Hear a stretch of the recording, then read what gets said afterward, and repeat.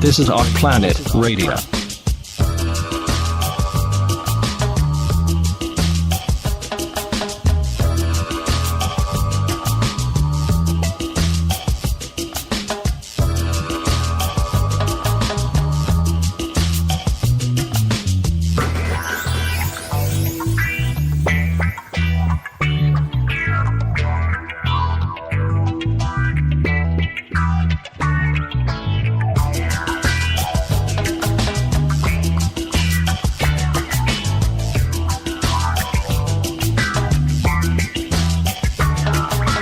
This is Off Planet Radio.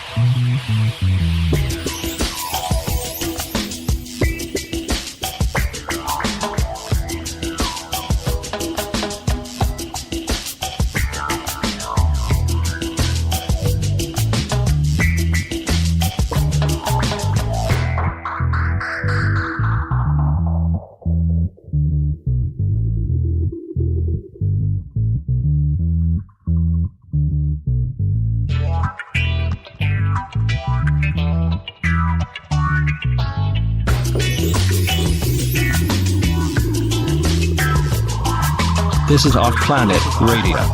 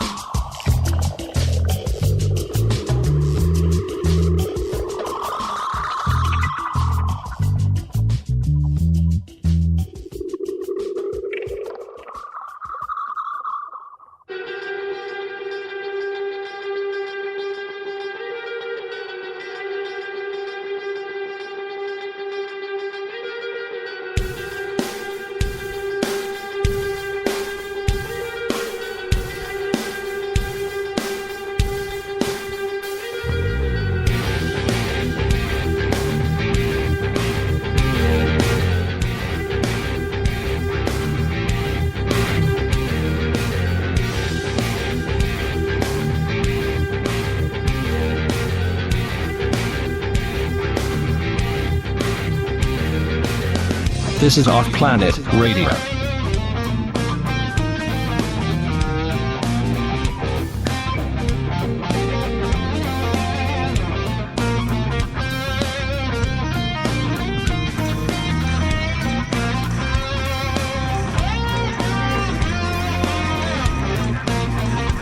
This is Off Planet Radio.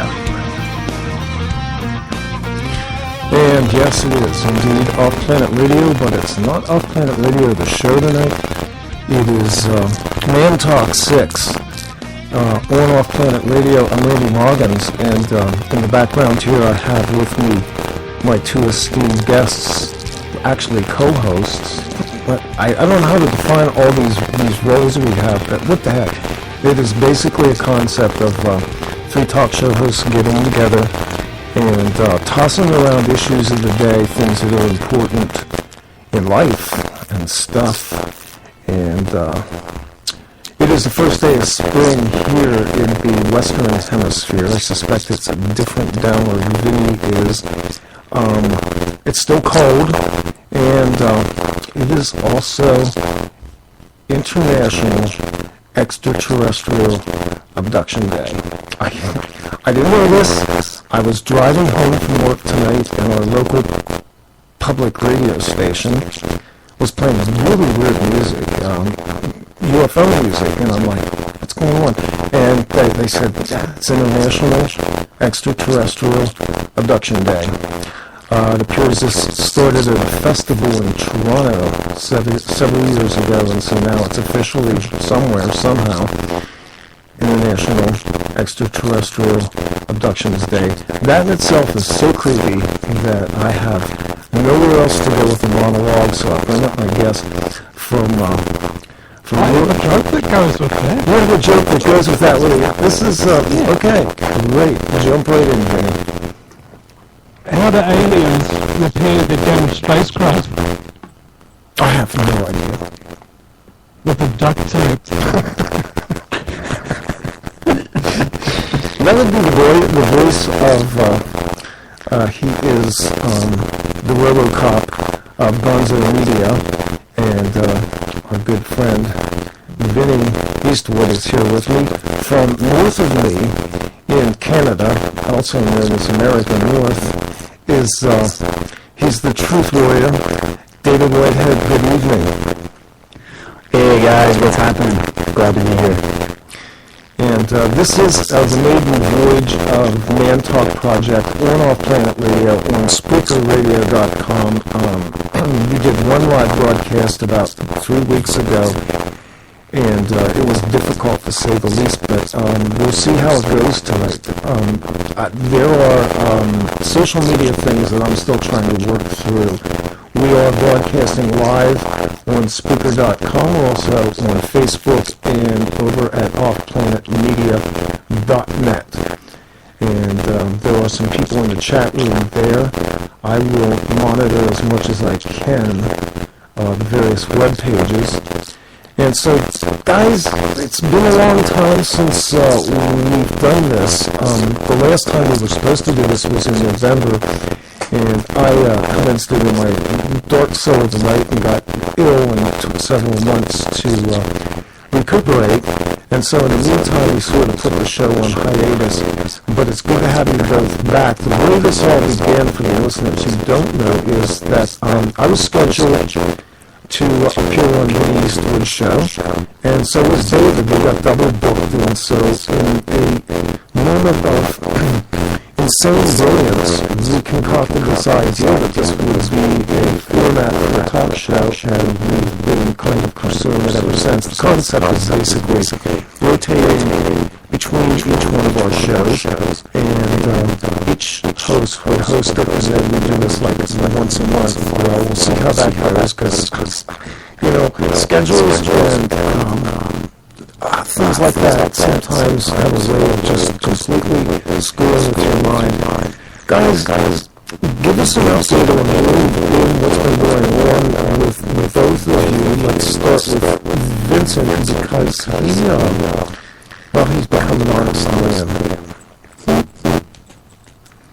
I've become an honest man. That's the American. Yeah, that's what Americans say. Well, how come there's a 52% divorce rate in America then? See, look, he's always honest enough to share the statistics. Well, you know, marriage is an institution, just like any other institution, like a doctor or anything like that. It's been corrupted by mainstream bodies, really brilliant field that exists that anybody ever sees in sitcoms or TV shows or anything like that. It's just not that things down. It's not just these huge bodies of conflict and terrorists going on each other. But, you know, we're like that. It's not entertaining having a mindset with each other. It's actually really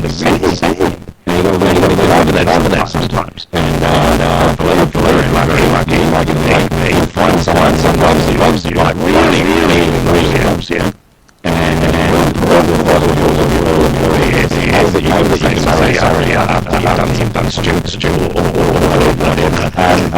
Basically, you accept their faults, they accept all of yours, and you work on it together. That's what marriage is. What do you say after that? In a lot of those, the flip side of all is that there's a merging of strength and weakness, and the idea is about balance of each other's differences. So that's actually a very long process of growing together. The idea that it's the twin soul, the aspect. And so the strong side of that is you're now completely being having to your soul half.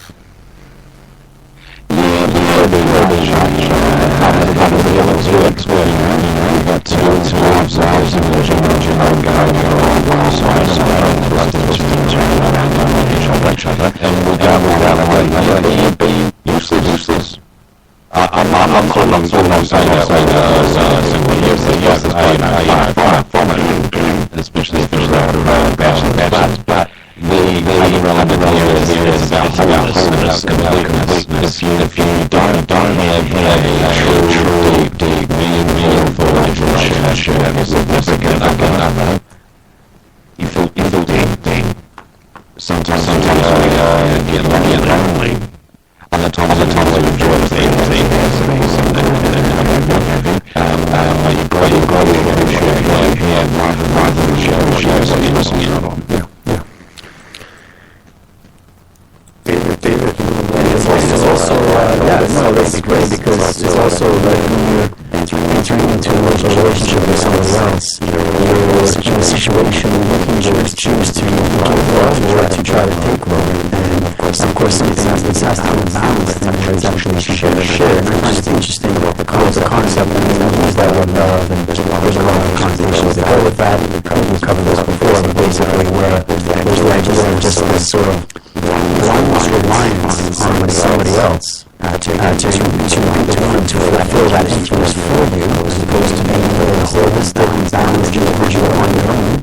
And hopefully we can cover some of those also, hold this balanced individual. And then we're now sharing that expression of consciousness and energy that we call it true love. But when you hear what's coming out from pop music and sort of pop culture industry, they've literally created an industry out of love, and they've created this whole fabricated expression of that, which is that you have to go and find somebody to complete you, to do nothing without it. These are all the songs that have nothing without you, but it should be more about everything kind of expressing the wholeness of my being when I'm around you, because our relationship is giving me the opportunity to connect to deeper aspects of myself that maybe I can't see on my own. So in a way, there's a sort of a student-teacher relationship that has to take place, and that has to keep working simultaneously back and forth. So that's just my view on it, and I think that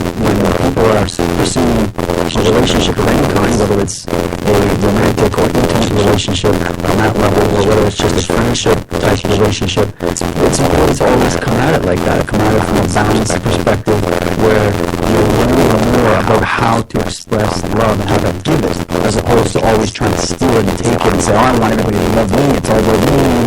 And the problem is we get so sucked into the me. If you have two people in a relationship that are in that dynamic, well, nobody's really going anywhere, and I think that maybe as part of the divorce rate, it really doesn't have anything to do with the concept of a relationship like that. It really has more to do with the way people are trained to think about it.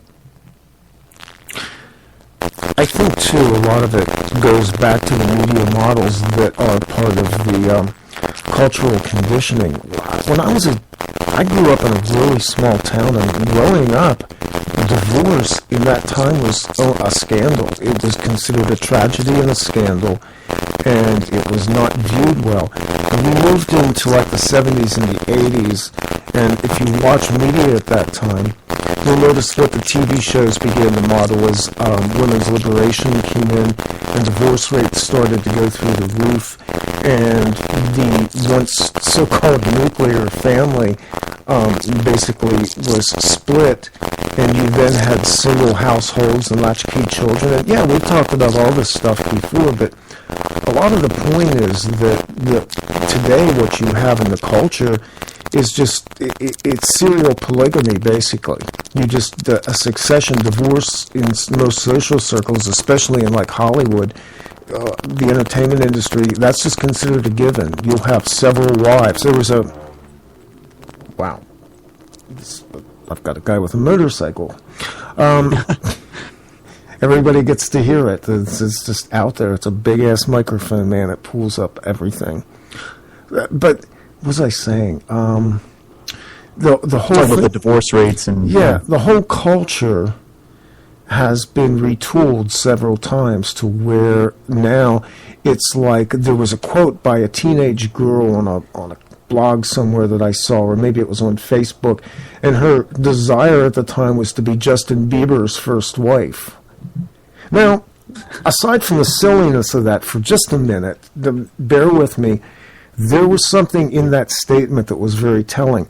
She understood that Justin Bieber will have many wives. She just wanted to be the first. Well, are we turning into some kind of like I don't know, Middle Eastern thing, polygamy is sort of like in now, except instead of having multiple relationships and wives at the same time and actually maintaining those marriages, you just marry one after the other. Yeah, exactly. That's what they're doing. And divorce, marry, divorce. And what happens to the man who in many cases is the provider through significant successive divorces? He's broke. And not only is he broke, but his life work has been sucked away. Pun intended. And there's this element here as well when you think about it. What does that do to any children that are in those relationships? I mean, the social services and the state tend to favour the mother, so what you're doing is you're more or less defathering the human race, or at least the Americans in this particular context anyway. And as a result of not having a whole lot of strong male role models in their life, a lot of the kids, this gives rise to this whole single mom phenomenon, which I guess a whole lot of people in politics particularly really like, because it gives them an excuse and somebody to demonize and attack so that they can go after your kids. Yeah, we definitely don't want the kids to be raised by a family unit. Or a community anymore. There used to be the old saying that it takes a community or a village to raise the child so that they can gain knowledge from multiple sources. But today we're so divided and fractured. I mean, most people don't even talk to their neighbors, let alone even their own families, getting together and having the old, family dinner where everybody sort of breaks down and talks about their day, and there's something healthy with having that place that you can go where you can talk and you can share and you can even argue a little bit and then have some fun and whatever. But that's kind of falling apart because it's not an effective model for the type of society that they're bringing in one bit at a time. Well, because of the way that law has been written in the West, and that would be all of us who live in the British common law governments, the implication is, when you begin to study contract law, that the state is the owner of your marriage. Basically, marriage with a marriage license is a contract between a man, a woman, and the government. And that's where you get the idea of divorce. I mean, divorce is something very different now than it was in like biblical times or ancient times, where again, that was basically putting a wife away, usually because of infidelity. Now it's a matter of convenience because the state is the overseer of fiduciary responsibilities for the marriage itself, the custodian of the children. That's how family services are brought into this, because in their view, they are the proper legal guardians of the children. and of the marriage itself. So you were basically renting your wife and renting your family from the government. Now, if it's a marriage license, what happens if you're drunk and get pulled over by police? What happens to your driver's license? They take it off you for 6 months. What are they going to do? You know, ban you from being married for 6 months or something like that as punishment for being married while drunk? Well, then the divorce rate would be like through the roof, man. It'd be more. It'd be just like 100%. I mean, if you have to be that drunk already for the duration of your marriage, you would assume that the marriage itself is the punishment. Exactly. Although today I think there's a lot of reasons people might be driven to drink like that, but I mean, who knows? I mean, these licenses and permits, they're a great reflection when you talk to people that don't understand how the system has been set up to demonstrate that we haven't been granted freedom. We've been granted privileges, and we've been given certain privileges in our own enslavement so that we continue to work within the system and to support the system and to let the money keep flowing up to the top. So basically what we have to do is start creating our own contracts in a way where it doesn't even have to be something that's just written down on some paper. It can be something that is an agreement, and it kind of brings me back to the old.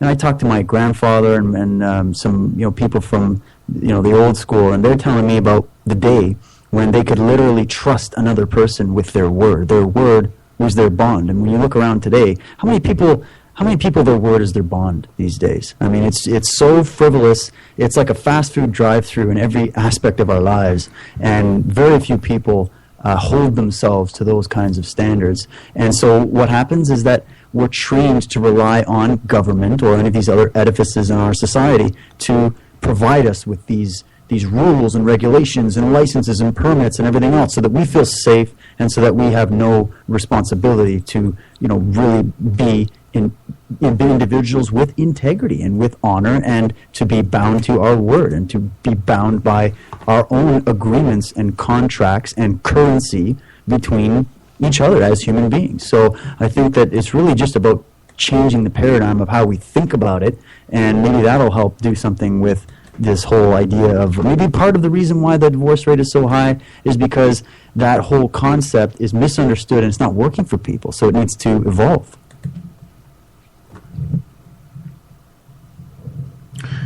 Now, in terms of an evolution, what exactly are we heading to here? Now, if anything, are we heading back the way we came? Are we heading to where the father was the provider, the breadwinner, there's homeschooling, and the mother would take care of a lot of that herself, and families together very strong in the community? I mean, like, if anything, it's kind of like the Amish situation. Because do you know how much family violence there is in the Amish communities? None. No reported incidents whatsoever. There's virtually there's no autism, I think, apart from children that have been vaccinated before and then adopted in, or were born into toxic chemical grounds or something like that and then adopted in. There's a lot to be said for a lot of these things. It's about sort of like restraint on technology and the food, the purity, the very strong community, everybody working together as one single indivisible unit. Now, would it be possible with modern technology and our abilities and things of that nature to replicate this kind of community spirit in the modern day? Not having to restrict access to every bit of news information and everything under the sun, but actually have a fully informed populace that has proper social cohesion to eliminate these difficult problems, this single mother epidemic, more or less the entire New World Order agenda, I guess, because everything that they've done to structure society at this point has meant not to bring us together, but to break us apart and divide us. I think it's possible, and I think it doesn't have to be that we all go live in mud huts somewhere out in the wilderness with, go back to the Stone Age. I think that actually, if we were operating in harmony with the environment, in harmony with natural law, in harmony with understanding the true connection and communication and how it should operate between human beings, understanding rights and privileges not privileges, like real rights, real, true, free rights that we all inherently possess. If we respect that and we understand how to respect that in others, then we could definitely make it work. I mean, I think the reason why the Amish communities are so successful is because they all share the same values. Now, that doesn't mean the whole human race has to share the same exact values or the same way of looking at things or the same cultural expressions. We should be diverse. We should be completely individually motivated. But at the same time, there is the rest of the community, the rest of the tribe, if you will, that you do have to consider. So I guess there's a lot of these things that could bring into this. So what was that? There's a culture, right? Yeah. New Zealand, for example, we've got a country of 4 million people here now. About maybe a quarter of that, or something pretty significant, are immigrants who've only just come here recently, like they weren't born here. And somebody was telling me the other day about we need to draft them into the New Zealand culture, help them assimilate so that we can all, be New Zealanders together. And somebody said, what culture? Right? And I was just like, whoa, that sounds really cynical, but it's also quite profound. We don't actually have any culture. Right? Does anybody else actually vibing with this? Like the culture's just kind of dead? It's gone. It's been malnourished for so long that now it can't even support itself, and it just kind of dies off, and it gets replaced with a new culture that somebody else is creating, namely the government. How exactly can we create a culture that makes people want to excel, that helps them to, that encourages them to think freely and creatively, to reject authority, whilst at the same time respecting your elders and people that are actually there to help you and what have you. I mean, if you had kids with that kind of motivation, who respect you as long as you respect them, who are personally empowered and creative problem solvers. Well, right, and knowledge, people need to remember that knowledge is the key to freedom and to peace and harmony, because if you look at it, a lot of the places that there's extreme poverty, there's a lot of crime, there's a lot of ignorance there as well, and some of it is generated obviously by people that just refuse to become knowledgeable and to leave that sphere of ignorance, but a lot of it is because of the fact that they're in a real crappy situation that has been, it's basically a product of the system that we all believe in so dearly, right? And what we need to do is think about this as, how are we going to start raising our children now? We're seeing them getting dumber and dumber and dumber and dumber. How is that in any way going to change or assist in getting rid of a lot of the crime and a lot of this so-called disorder that everybody's worried about if we were to move away from these authoritarian models that we rely on? We'd have to start thinking about education and knowledge as being the link to our freedom ultimately. So if you don't know, if the child is not raised with what it is to respect another person's rights and their sovereign space and their right to be who they are and express themselves as they are, and the whole golden rule, treat others as you would have them treat you, and this idea that do no harm is really the only law that exists. It's just there's many expressions, there's many ways that you need to educate them on where how that's applied, but ultimately we don't need 30,000+ laws every year coming in from the government that even the people in Parliament and Congress can't even review before they sign off on them, that are mostly to do with commerce and mostly to do with expansion of the the neo-feudalist model that we're following every day and we're hurtling towards every day.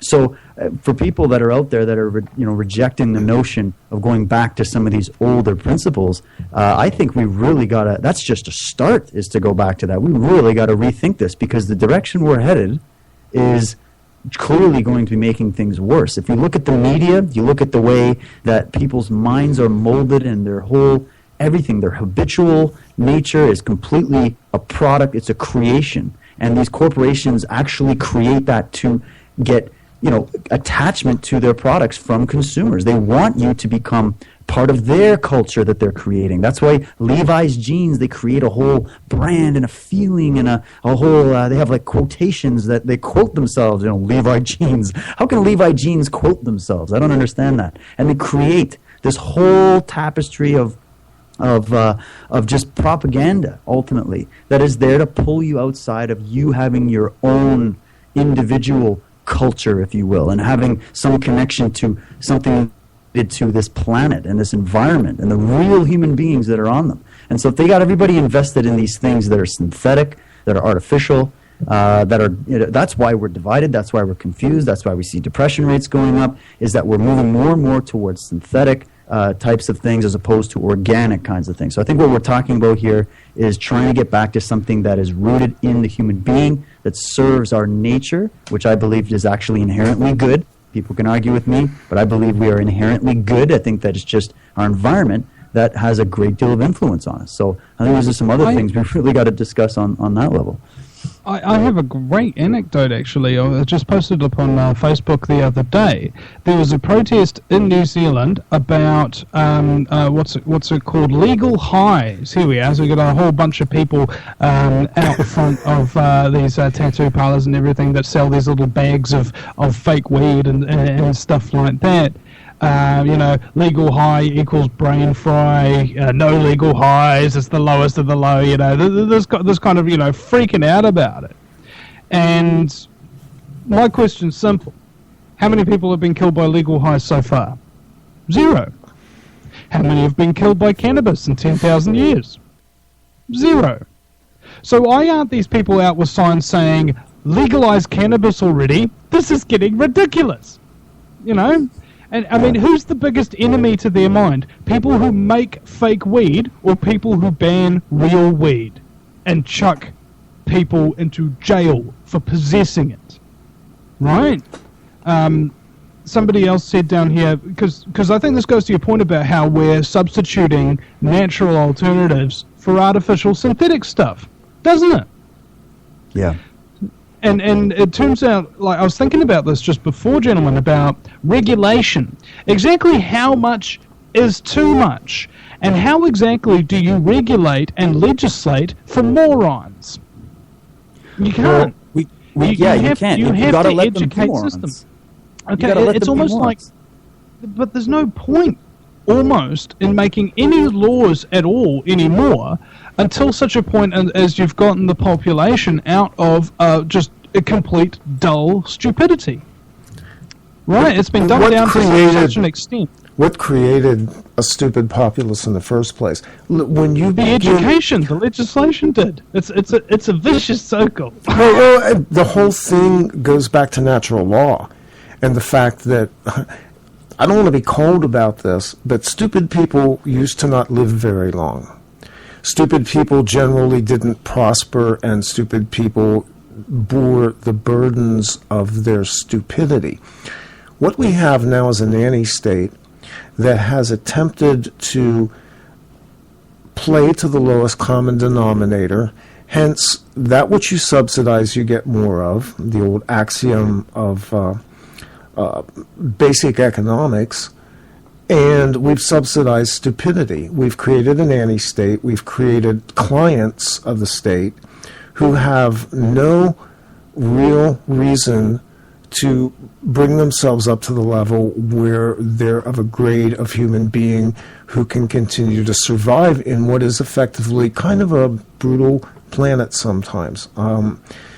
You only have to look at what happens during a storm here in the United States to see how stupid people are. I'm supposed to feel sorry for and then subsidize through my taxes and insurance rates the stupidity of wealthy people who live along coastal lands, knowing full well that at least every few years a hurricane's going to come and it might be pretty flippin' horrible. Contrast that with people who are made stupid and cannot provide for themselves, cannot work, cannot think, cannot function as rational human beings, and you have the cocktail for a society that is going to be taken over by the controllers. This has been engineered for a very long time. Well, yeah, and look at what we do with those people now. You could call them. You look at a lot of what's taken place with the homeless populations and whatnot. I'm not saying all homeless people are stupid, by the way. I know a lot of really brilliant people that are homeless that they get stuff thrown at them every day because people assume they're drug addicts and all this kind of stuff. So I'm not making a blanket statement there, but there are those areas of society where people are, they're not as intelligent. But at the end of the day, anybody that has even a little bit of intelligence can still be educated to a certain extent. Maybe intelligence is the wrong word. Maybe intelligence is the wrong word. Maybe just common sense. Common sense. Well, exactly. But I mean, even the term intelligence, it's really referring to common sense if you think about it, because, intelligence is made up of two words. It's made up of intellect and gens. And of course, the gens is talking more about the intuitive feminine quality, and the intel part is talking more about the masculine logical quality. So when you put the two together, you have intelligence. And so you have people on this planet that are extremely intellectual, that have a lot of technical left brain knowledge, and those people have no problem creating these synthetic vaccines and these plutonium tipped warheads and all this kind of stuff, which is intellectually brilliant because they came up with it, they conceived it, they created it, and it makes magnificent on its own right, but it's a horrific technology that is used to obviously harm people, so it's not very intelligent. You know what I mean? So there's sort of that differential, and how do you balance that in a society? I think that honestly it needs to be set up so that if you are what we're calling people that maybe they don't lean towards intelligence, let's just put it that way. I don't want to insult anybody, but it's clearly something that's there. They should be allowed to live in their situation. They shouldn't be completely rejected, but they also clearly are not going to be elevated to the highest level. But they should be free to be and express what they are, just as anybody should. But right now, what we do is as you were saying, Vinny, the system has created the standard. Here's the standard that we want. That's really just centered around making sure you're an efficient worker for the system. Because the people at the top, they've just written the entire human race off. They look at the entire human race as completely ignorant, stupid, useless eaters, blah, blah, blah. So they believe automatically that they are superior. We don't need to look at people that maybe suffer from either neurological disorders or whatever, or can't put two and two together properly. We don't need to look at ourselves as superior to them. We just need to look at them as almost like it's like special needs. They're people that have special needs, and they have the right to have a certain amount of assistance with those special needs. But right now we just throw them out on the street. And they're downtown. I go downtown Toronto. They're all over downtown Toronto. You go to Ottawa. They're all downtown Ottawa. I'm sure in New Zealand. And where you are, Randy, it's always there. It's in the central hub because they want them there on display. Just like in the Middle Ages when they were in stock throwing tomatoes at these guys. They want them on display because they want them to be the example that you go, oh, man, I don't want to be living like that guy begging for change and sleeping on the street. Okay? So they're there as an example. And it's a fear tactic. But they pretend to care. The system pretends to care, but it doesn't give a shit, ultimately. Right. Yeah. You ask yourself. Oh, go ahead, Randy. You ask yourself the question: why?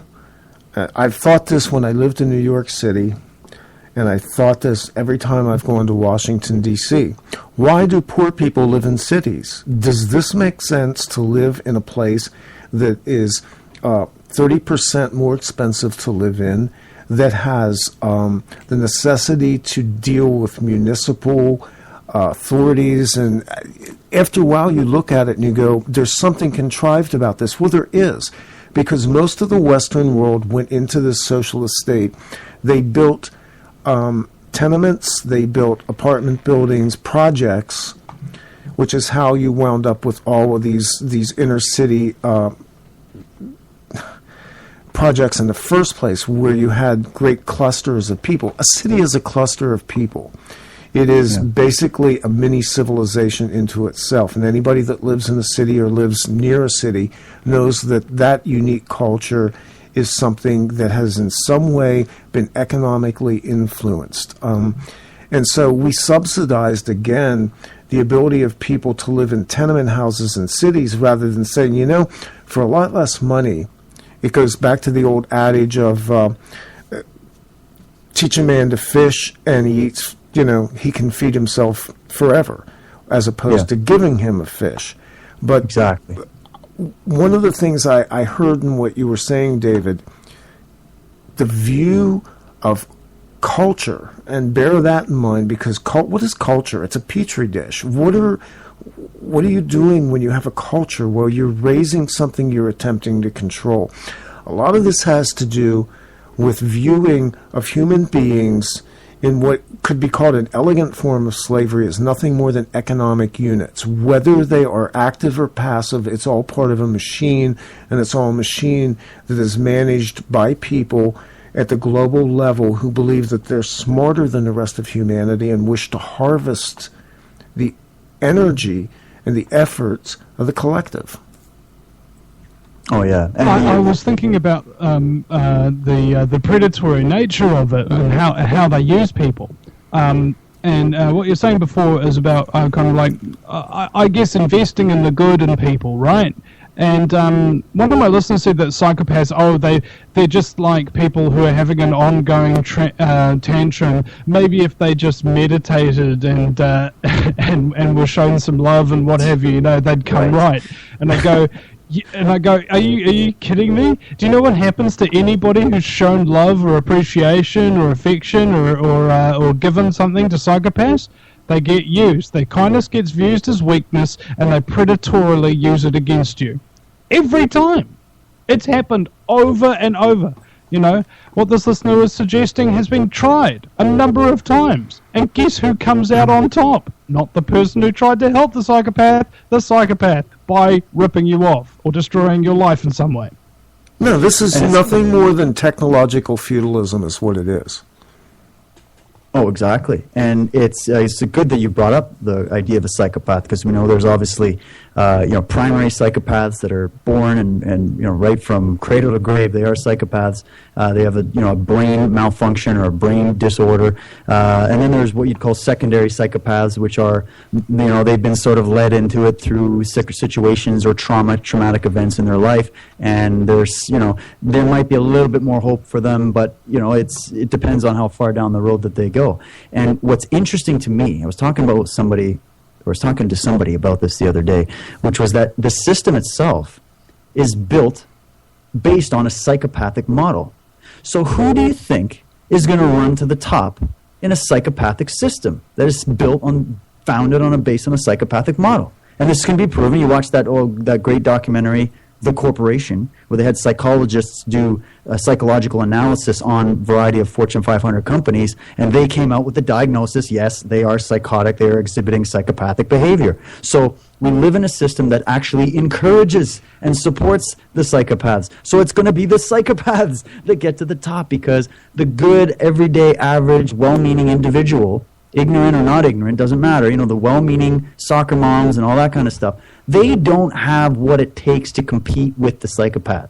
Their virtue, in a sense, like you said, Vinny, on the micro level, is used against them. And it's the same thing on the macro level.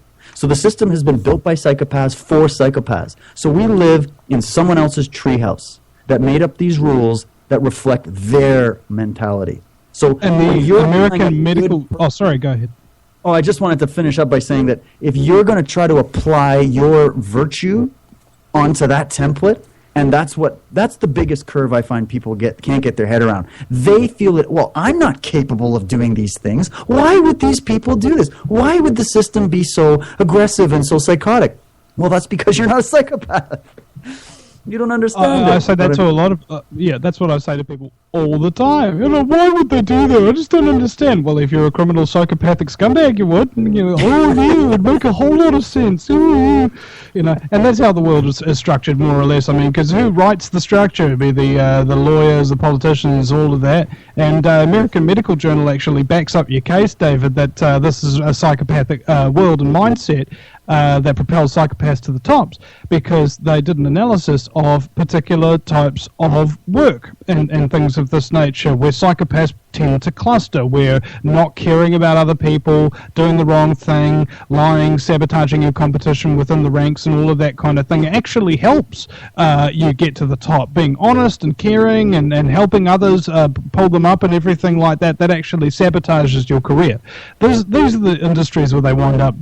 Law, medicine, business, politics, entertainment, and religion. If you were to look at any of the most influential institutions of our entire society, the things that actually make and govern our society and have it run, would it not be all of those? Right? So it's not just like a coincidence, psychopathic thing. Our leaders are psychopathic. Our doctors are psychopathic. Our lawyers are psychopathic. I'm not saying all of them, but I'm saying enough so that they would get to the top and control in a top-down fashion those particular industries without even working for anybody else, without even being part of any secret societies. This happens all on its own, as well as the secret societies and stuff like that, all on top, recruiting the best and the brightest of the psychos. You know, they got us really, really well stitched up. Yeah, it's perfect, because then that's why the pyramid is a great symbol for people to wrap their heads around when you really just look at the way every institution you just mentioned, Vinny, is structured. And of course, there are people at the top of that pyramid that have more knowledge, and knowledge of very particular things. They have knowledge of human psychology in a way that human beings themselves have very little of. They have knowledge of technology, which they themselves have created and work endlessly 24/7 through black projects and all kinds of clandestine activity to harness the forces on this planet in almost a way that you could you compare it to a brand of sorcery, if you're to use an old medieval term, as opposed to something that would be more useful to help benefit mankind. Clearly the system is not there to benefit mankind. Clearly your government, and you don't need me to pile a bunch of documents on your desk and then throw a whole bunch of documentaries at you to prove this. You can judge, you can know them by their actions. You can see that they say one thing and they do another. Trademark psychopathic tendency. You could, and this is the way it's reflected all the way through. So there's levels of compartmentalization all the way up to the top where you reach the real primary psychopaths that are at the top, and they want to be at the top. They want to structure it because the psychopathic mind loves hierarchy. They love hierarchy as opposed to holarchy, which is holistic. It's it's the Knights of the Round Table ideology. It's the circular spiral-like ideology that's actually modeled after the structure of the universe. So I would actually say for people, our system is not modeled after the structure of the universe, okay? And you should be dictating your thought patterns, your life, based on the way nature functions, based on the Fibonacci sequence, based on the structure of the patterns of nature, based on the way that the galaxy spirals and is moving constantly. And I tell people this as well, is that when your thinking becomes stagnant, look at what happens to water. And I mean, we're what, 70, 80% water? So it's actually a really good analogy. When water becomes stagnant, it becomes swampy and it becomes polluted easily. But when it's moving, it's constantly flushing and cleansing, and it's alive and vibrant, and it's transitioning, and it's a current, right? Well, if we were to structure our thinking patterns in our society in a way that's flexible, that's adaptive, that's allowing for spontaneity, that's allowing for creativity, that supports those things, then we would see the human race thrive. But no, we have it the other way around. We have the hierarchical, psychotic model, and psychopaths love hierarchy. And even good people who aren't psychopaths, they fall for that stuff too, because they've been brainwashed and they've believed the lie given to them by the system that hierarchy will keep you safe. And isn't that the number one sales pitch of every politician, of every party, of every country in history, is that I'm doing this to protect you? Isn't that the number one line they give us? Yeah, well, absolutely. I mean, it's called the evilarchy. It's a mixture of evil, the monarchy, and malarkey. Exactly. I think in all, just sitting here listening to you talking, because you guys are really good at riffing through, this whole psychopathic New World Order Illuminati thing. Then the next question becomes, how do you change this? Each one of us, as people who are speaking out publicly about this, have a model of our own lives that we constantly hone and refine. And a lot of this means that we are constantly in states of separating from things. How do you get a psychopath out of your life? Well, you get a psychopath out of your life by getting them the hell out of your life. You inoculate yourself. You cut them. Somebody who's married to a psychopathic spouse has no choice. You will not change that spouse. You will not change that relationship. So basically what has to happen is you have to find a way to separate. At the same time, based on the model that we have now, most people are in a codependent relationship with their controllers. They feel like they need them. They feel like they need the police, the military, the banks, the Monsantos. What do we do to move the conversation towards what we would call a new culture? How do we model this new culture? I would say, if I could just jump in real... Oh, sorry, Vinny. Go for your life. Okay, cool. I just want to say quick. One very important word the entire human race needs to learn ASAP. And it's the word no. Okay? And there's two versions of that word, isn't there? It sounds the same when it comes out of your mouth. It's N-O, which means no, piss off, I'm not going to take your bullshit anymore, and I'm not your slave, and I'm not your punching bag, and I'm not your emotional dumpster, and all that kind of stuff, okay? So no, you need to put your line in the sand, like Gandalf smashing that, you shall not pass. I love that scene. It's the best scene in any movie ever. You got to get used to that mentality. You got to become a warrior in your life, okay? You have to be empowered. So it takes a strong, brave, courageous person to get acquainted with that first expression of that word no. The other expression of that word, of course, is K-N-O-W, knowledge. If you have knowledge and you know, you're not in a state of believing or, I wonder what I should do, and you're flip-flopping back and forth, then you're prey. You're prey for these psychopaths because they look for weaknesses constantly. That's their mind. Their brain is like a scanner. It's just scanning for weakness constantly. So if you're strong, if you're firm, and you're rooted in knowledge as opposed to ignorance, I'd say that's a good place to start. That's my opinion. And in order to achieve this, the thing is, we've got our objectives, right? But how to achieve it? Well, I say the New World Order had it really good. They forcibly took children away from their parents and shoved them into public schools. They had a forceful education, and that changed the entire culture from being independent and not appealing to authority to being dependent and appealing to authority. So in one generation, you can change the entire direction of humanity, from freedom to pestilence, or pestilence to freedom. It's just a question of how exactly you get all of those children. And it has to be kind of like almost not one child excluded sort of thing, indoctrinated to believe that freedom is a good thing, that only appealing to authority and having no evidence to back up your faith in people who claim to have authority over you is a bad thing, which is more or less the opposite of the current education system. So what if education reform, radical education reform, what if the public was still funding this education and everything that doesn't teach anybody anything and just dumbs them the frack down? What if it was completely, utterly changed to something that was actually beneficial? Something that was communal rather than isolated, something that actually incorporated the parents and the children and the teachers and community resources and things of that nature. What if kids were taken on a field trip just to walk around their local town and go into shops and everything like that and ask the shopkeeper what it is that they do and the intricacies of their job to advance their curiosity, their creativity, and their ability to understand the world? There's so many simple things, that basic parenting skills that have been lost since the introduction of education, that I think could actually be incorporated into it anyway, rather than being educators. We're people who are there that are basically your parents, more or less. We're there to watch out for you. We're here to teach you about the threats that you'll face in this world and so on and so forth, so you don't get yourself killed, more or less, including psychopathic scumbags who might be trying to educate you into believing something that's going to wind up getting you killed is a good thing.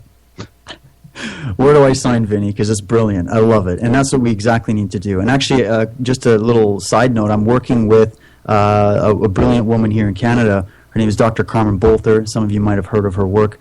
She is actually the director and featured producer of The Pyramid Code, which is available on Netflix now. And she did a lot of work on Egypt and ancient Egypt and all kinds of work there. But her main project right now, she used to be involved with the Calgary University in Calgary here in Canada.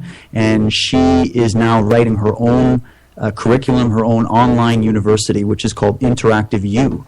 And it is based on what you're talking about, Vinny. It's based on learning, knowledge, having the ability to create. It's all available online. The platform is going to be up soon. And you know what? There's all kinds of great people out there that are putting these kinds of things together. Communal type educational centers that are there to enhance learning and open-mindedness and giving children the tools so that they can go find the answers themselves. See, this is a big thing that's not happening in school, is that the answers are being given to them in a sense where they're like, you need to answer either A or B, or you're either right or you're wrong. I'm going to mark you that you passed or you failed. It's not about, knowledge isn't like that, though. All of us, we're on this journey of knowledge, and I don't know if any of you, you're never going to get it right the first time, and it's constantly a process of continuing growth and study and evolution and constant movement, right? So we have to base it off of that. We have to change that. So if we can really start there, absolutely. We got to get to the young people, because sometimes I talk to some of the people, and I'm not trying to offend anybody from an older generation or anything, but some people are very, very strong, and those belief systems are deeply entrenched and calcified in their brain, and it's extremely difficult to get them to change their paradigm. So yeah, the Jesuits had it sussed, I think. Exactly. They knew exactly what they were doing. And what if you say you use the tactique of an evil organization like the Jesuits, for example, to brainwash kids into knowing that they're brainwashed, and then just going, "Oh my God, I was totally brainwashed, and now everything else is BS." I'm a fan of inversion. You take whatever is that is totally effed and do the exact opposite, and then you wind up oftentimes with a solution, don't you? Kind of like when you listen to a politician talk about something, you just hear what they're saying and then know that, well, probably the opposite of that is going to be true. Yeah, that's the world we live in now. So basically what we could do is we could tell people, look, we're going to forcibly indoctrinate you, we're going to make you appeal to authority and not care about your community or anything like that, and we're going to dumb you down, and also we're totally going to allow all the kids to tease your child and make their life a living hell, okay? It'll be just like normal school, and they go like, yeah, sign me up, and they go, we're actually going to turn them into some free-thinking kids that are going to be like infected with this brain power, and they'll like go home and infect their parents with it. Their parents will go like, "Oh my God! I suddenly was realizing, I was wondering today, honey, are we schmucks? Like, are we just like totally retarded?" He's like, "Oh my God, we are totally freaking retarded. Maybe we should do something about that." Well, apparently the best thing to stop yourself from being so freaking retarded is by realizing just how freaking retarded you are. Maybe it'll work. I don't know, man. Something has to be tried. Something. I mean, let's just not do nothing. Yeah. I mean, nothing could be possibly worse than what's happening right now. I mean, let's start with that idea and build on it. I mean, maybe we could have like a whole bunch of them, There could be like a Spartan school or something like that, where you get cast out into the wilderness and expect to fend for yourself for several months at a time or something like that. You either come back or you don't, and then you get a diploma. Tell them Justin Bieber is going to be their math teacher, and they'll show up in droves, man. Yeah. Well, okay, now, how many babies am I saying now? Oh, baby, baby, baby.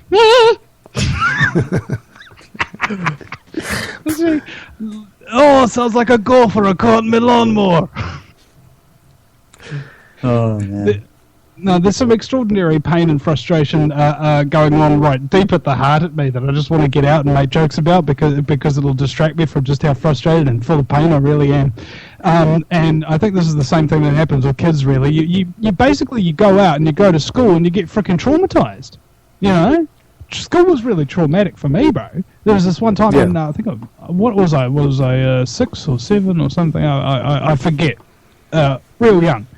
And I was at a Catholic school, St. Francis, and I think like about 5, 6 of them, and maybe even 8 kids, I can't remember exactly, were like attacking me and shit, and I bit one of them. And that kid who was attacking me went and complained to the principal that I bit them. And so the principal hung a sign around my neck that said "dog bite" and marched me through the entire school in front of everybody during lunchtime. That sound like cruel and unusual punishment to you? No, You that's know? shame and humiliation, which is social control. That's actually the model. The new model is basically shaming and publicly shunning people who behave in socially unacceptable ways. Here, I mean, look, all you got to do now is light up a cigarette out in public somewhere and you will see this in action, because they've spent the last 30 years not addressing, by the way, an addiction or a health problem, addressing a social issue. Just like when we were talking earlier about cannabis and why this culture is so attuned to a particular agenda. I mean, it's amazing to me how you can shift perceptions in roughly about a generation. And if you just look back on the gay liberation movement, the women's liberation movement, you will see how they push the barometer, for good or for bad. I'm not judging any of this right now. I'm saying that what you're dealing with, especially when you're dealing with an institution like a public school, is basically a social incubator designed to inculcate and install certain programs that are socially acceptable for the agenda at that time. And it shifts from generation to generation. When they want, the ultimate goal here is obedience. That's what they want. They want people to learn about obedience. And there's just a lot of ways that they do it. And if you disagree with that, just look around, folks. Look around at the people that you interact with on a daily basis. They are not expressing their uniqueness. They're not expressing their own individual ideas. They're not expressing their own creativity. They are expressing In fact, they obedience. attack you for doing so. Yeah, they're like, you need to provide me evidence of all the things that you're saying. I'm like, listen, I'm expressing my uniqueness. What are you doing? You're going and repeating the mainstream line that you've been told. At least, is there anybody out there that's actually, these days, having an original thought? Like, how did paintings that have never been painted before happen? How did a song that was never written before, that inspired entire generations of people, how did that come into being? These right? are artists. These Exactly. are people that are considered either brilliant or insane or some combination of the two. That's actually what a real original artist is. They will be considered insane or eccentric. Well, I think that, was it Marcus Aurelius or someone from a long time ago, anyways, and I'm sure many have said it, is that the goal here is to get as far away from this whole, I'm not even quoting the guy now, but it was something to the effect of, getting away from the mainstream thought process, Breaking right? away from pulling the yourself herd. out of the herd. And you're trying to run from that as fast and as hard as you can. And the people that are part of that herd, they're going to be like, what's wrong with you? You're crazy. You're insane. You're running away from everything that we are, because they identify their entire reality with that whole way of being. And these types of artists and these types of brilliant people that have shown their light throughout history, they're the ones that are abused by our culture and by our society, because the majority of the people have been sucked into one form of ultimately mental dictatorship and colonization of the mind, whether it expresses itself on a physical level or not. And there's a variety of ways that happens. Ultimately, this is about colonization of the mind. Because if an intelligent, well-educated, and I really mean educated, like we're talking those logical psychopaths here, if they have knowledge that is more advanced, they can use that as a weapon. Whereas what the real thing and what these artists are trying to do, you look at these Alex Grays and these people that just they blow people's minds with something that's totally unique. Yeah. And they're not tapped into that one iota, but they might seem weird and odd and kind of out there. But that's just because we're surrounded by people that are like-minded.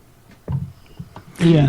Well, it's kind of colonization. It's more like colonization, like to make you think like an asshole. Yeah, somebody shoved their foot up your ass is basically what's happened. Yeah. Hey, I had my head up my ass for so long, all I can do is think shit. I want to take a break here. We're going to play some music. Everybody can take a break. Go do. Well, by the way, there's a yes. music. There's a song to actually illustrate what we were just talking about like smokers and everything else. There, "Guilty" by the Pakiachis. If you download it right there across the Skype and play that, man, it's going to be freaking awesome. What is it again? "Guilty" by the Pakiachis. Send me a link. It's a song. Oh, it's in the chat. It's in the chat. I don't know if I can legally play it or not. Yeah, you can. We fully originally made it, so cool. Send me the link on Skype. We'll pull You see, it you right didn't up. have to sign a copy. You didn't have to sign a copyright agreement. And I all know. that. Yeah, well, I'm always getting banned from YouTube for playing supposedly copywritten music. Anyway, let's take a break here and do some music. Guys, stay on the line, and we'll be back in a few minutes with Mantalk 6 on Off Planet Radio. We'll be right back.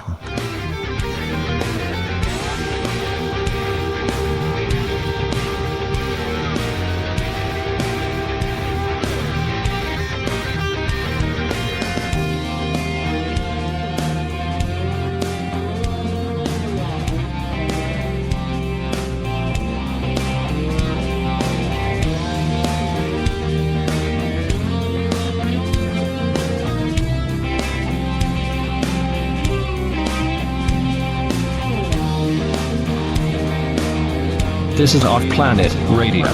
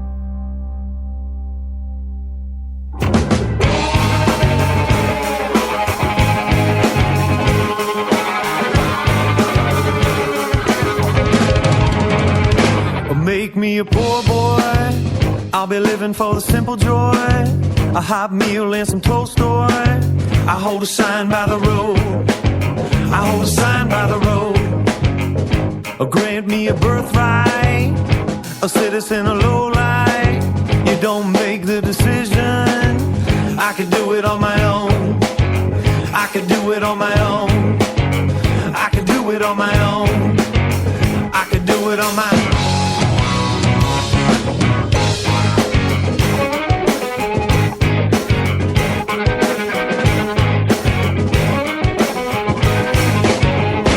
Give me some rhythm so I can really hit them, shake the people in the system, but we can't do it all alone.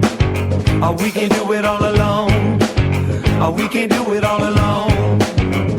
I'll have a revolution, we bring the funky execution, we chopping heads off the big man. Oh, they be rolling on the floor, oh, just a rolling on the floor, oh, just some doggies on the floor. It's been decided, yours truly united. Oh, they be rolling on the floor, oh, just a rolling on the floor. Oh, they be rolling on the floor, oh, just a rolling on the. Oh, baby, you see in time, we don't want this situation.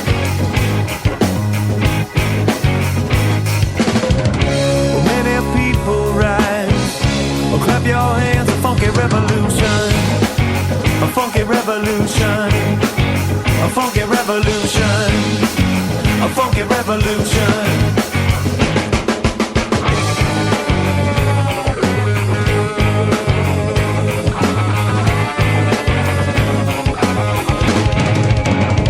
The age is changing, the stage is blazing. off the floor. Or bring the people off the floor. Or bring the people off the floor. Cause there's a whole lot of business that don't involve no wisdom. People getting kinda pissed down. They're ready for the change to come. They're ready for the change to come. They're ready for the change to come. So now we got a firefight in the halls of the Great White House of Light for the nightlife. Cause the system gotta go. Cause the system gotta go. Cause the system gotta go. Oh yeah, the system gotta. Oh baby, you see in time, we don't want this situation.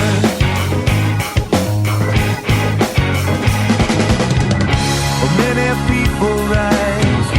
Clap your hands, a funky revolution. A funky revolution. A funky revolution. A funky revolution. A funky revolution. A funky revolution. A funky revolution. A funky revolution.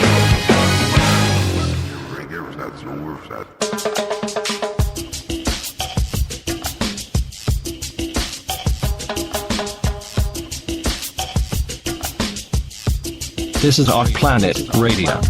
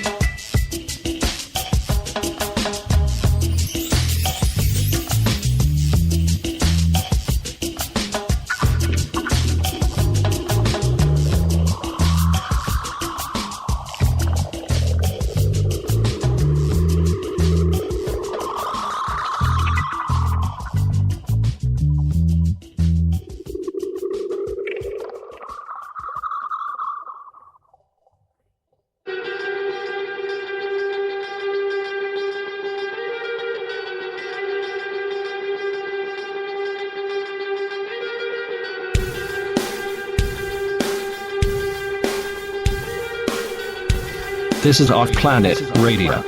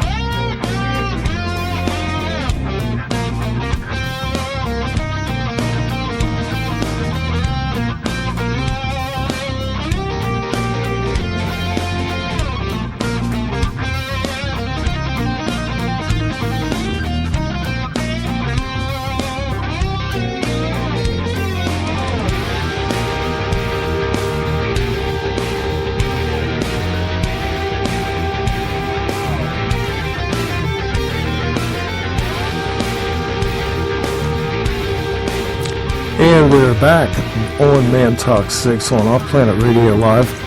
I'm Randy Moggins with Vinny Eastwood and David Whitehead, and we are continuing the Mantalk experience, which is a rather loose, informal, but nevertheless usually pleasant and always erudite exploration of the consciousness of the entire human race as we represent them.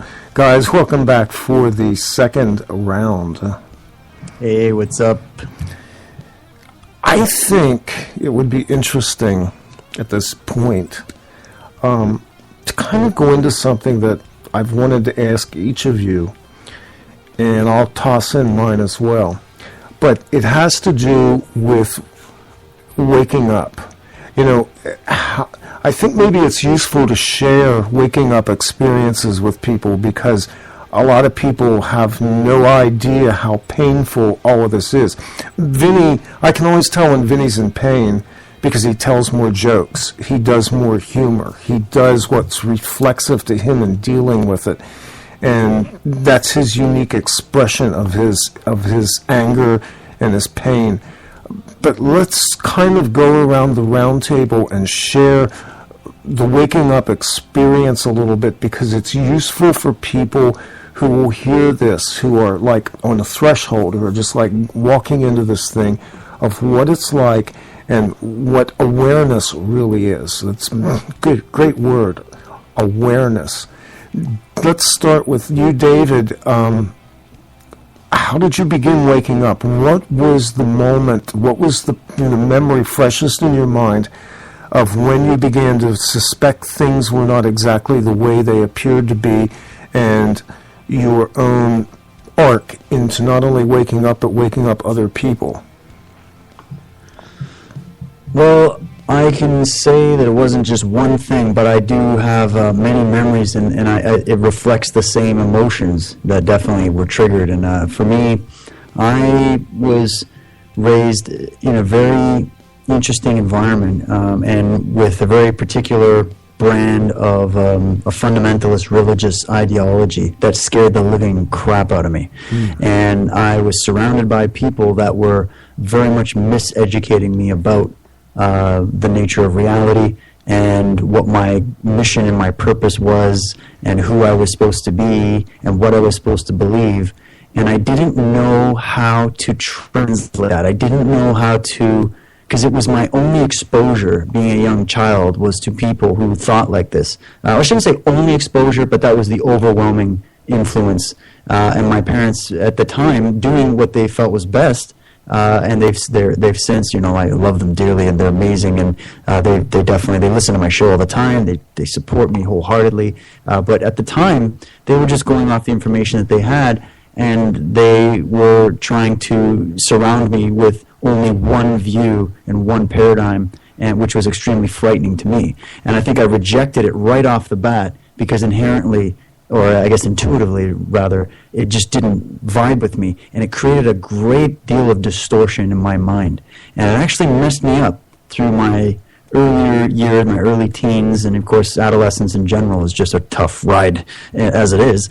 But trying to navigate that through a lot of various challenges, I found it to be, it was very, very, I was borderline depressed. Not borderline, I was outright depressed. I was diagnosed, of course. My parents took me to the doctor, and of course they're like, oh, he's bipolar, he has all these mental disorders, he's, expressing all these different things. And I'm just like, look, I'm just confused, and I just need someone to help straighten me out. Like, I really don't know where up is and where down is. And so for me, it was a constant dark night of the soul experience. And I think that what really woke me up was that I was going to have to be the one, ultimately, to pull myself out of that situation. And what I mean by that is, in my own mind, I started to realize that I can't rely on other people to assist me with that problem. That problem was something that was going on within me, and it was something that I needed to go on the journey of correcting and working with. And it took a lot of years and part of it was deep investigation. That's what drove me to do comparative religious research and study throughout my whole life, which I continue today, and I very much enjoy doing that. And looking at history and everything else, it's what drove me into martial arts, because I didn't have any confidence. So martial arts for me was one way of expressing. You're talking about how Vinny and comedy, that works well for him.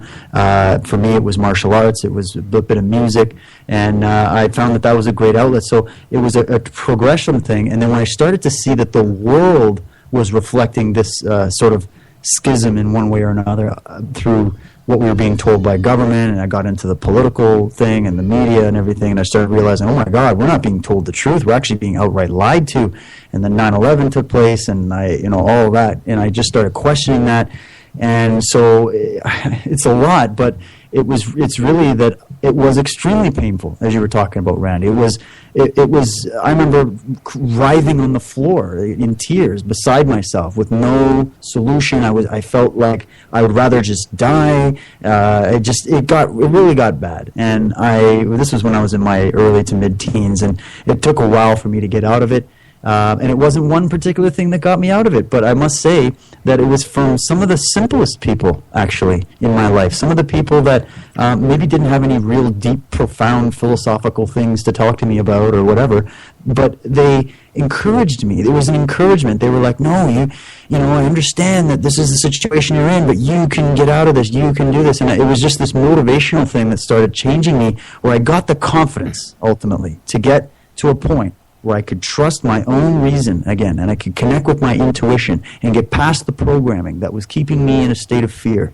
And when I got through that, and then obviously it's still a journey, but you get through it stage by stage, you just get stronger and stronger. So the only thing I would say to people is, while you're going through this process of realizing that there's a lot more to what you're being told, and there's a lot more to this life, is that you need to take it in stride. And you got to recognize that it's not something that happens overnight. It's a process, and you just need to work towards that ability to empower yourself so that you have the confidence to go through it, because you can. I guess I would say that if I could do it in the strait that I was in growing up, in the situation I was in, man, I think anybody could do it.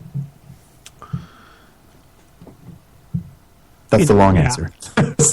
Actually, that was kind of a great answer, because it was personal. But again, there's always the trauma aspect to it and how you deal with it. And Vinny, I'll flip it over to you, because your coping mechanism, to me, is very unique, because I don't really have this gift of humor. I mean, I'm occasionally funny, but it's usually not in the way that you do it. You're an engineer of humor as a defensive art or an offensive art. Well, it is pretty offensive a lot of the time, I must say. The missus doesn't agree with you at all. No, like, seriously. But I mean, because, like, you know how I'm like always interjecting jokes and everything during the shows and everything. In real life, that doesn't stop. Trust me, you can really easily get sick of ridiculously lame jokes. I don't know exactly what point it is, but at some point, you begin to hate the jokes. And after a certain other point gets reached, you begin to hate me for telling them. Well, I think what we should do is maybe in about a year or so, we'll bring your wife on and ask her. Like what her coping mechanisms are, like this is her wake-up story. How do you contend with this maniac? How do you contend with this man who is constantly on? Oh yeah. It's I don't know how she does. She's got a strength, I've got to say that. I've got a lot of respect for that woman. I admire your energy. Actually, both of you, I admire your energy. Well, people always ask me how I get so much energy, bro. Listen to this. It's not rocket science. Drink large quantities of coffee while on radio.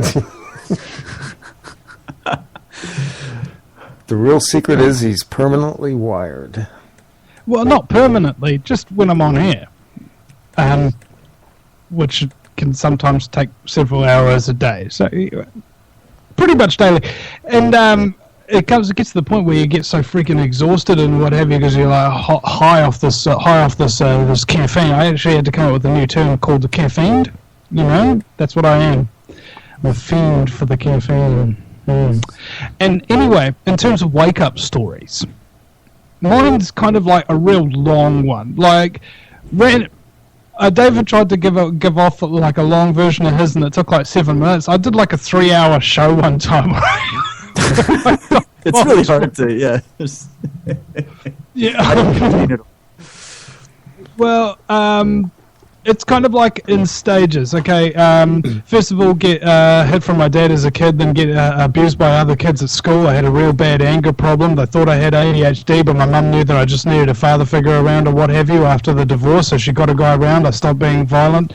And then I realised that I actually had kind of like the gift of the gab, won a senior speech competition, and I even financed my trip down to university by writing, directing, producing, and financing my own play that was put on at Artworks and Waiheke Island or Community Hall and that kind of thing, and I got enough money to send me down to university after a couple of weekends showing. And when I was down at university, as it normally happens, he starts smoking cannabis, he starts selling maybe a little bit of weed, and then he gets busted by the cops.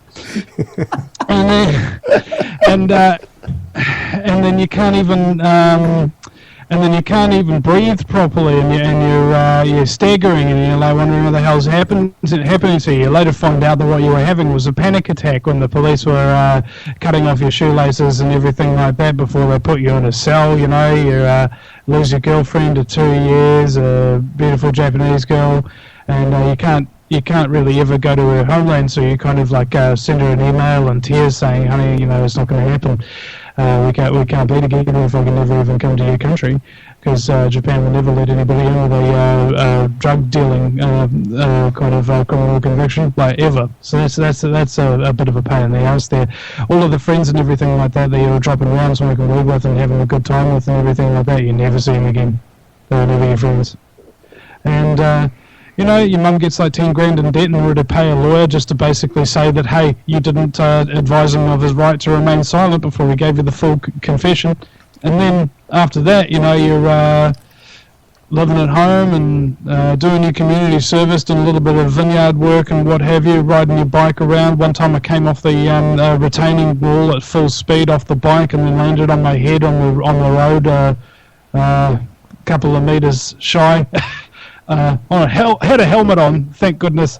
But Mum wouldn't have any of it, so I still had to ride the 15 kilometres to work at a regional park and dig out weeds and everything all day after sustaining that injury. That was fun. You start to realise just how tough you are when you don't have a choice. Like your body actually needs to work, therefore it does. It's quite interesting. It doesn't matter what you want to do or what you wish you could do or what you think you can do. If you have to do it, you do it. Isn't it interesting? Apart from the times when, you accidentally break a leg or something like that trying to do a ridiculously awesome high kick. But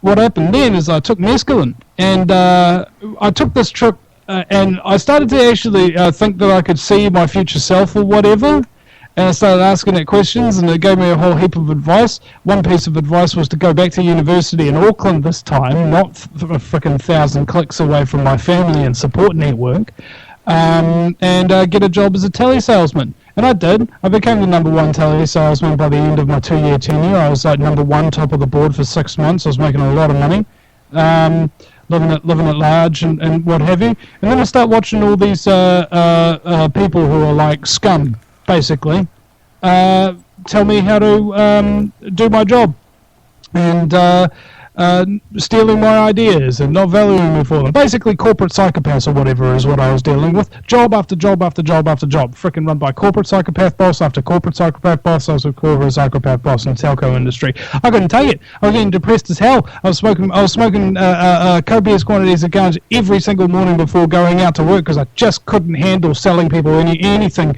for these frickin' psychopaths. I was like in a real bad place. And then I got myself a bonus. I got $11,900 worth of Westfield shopping vouchers and a paycheck of like $4.5 grand for about a month's work. I was really good at my job, by the way.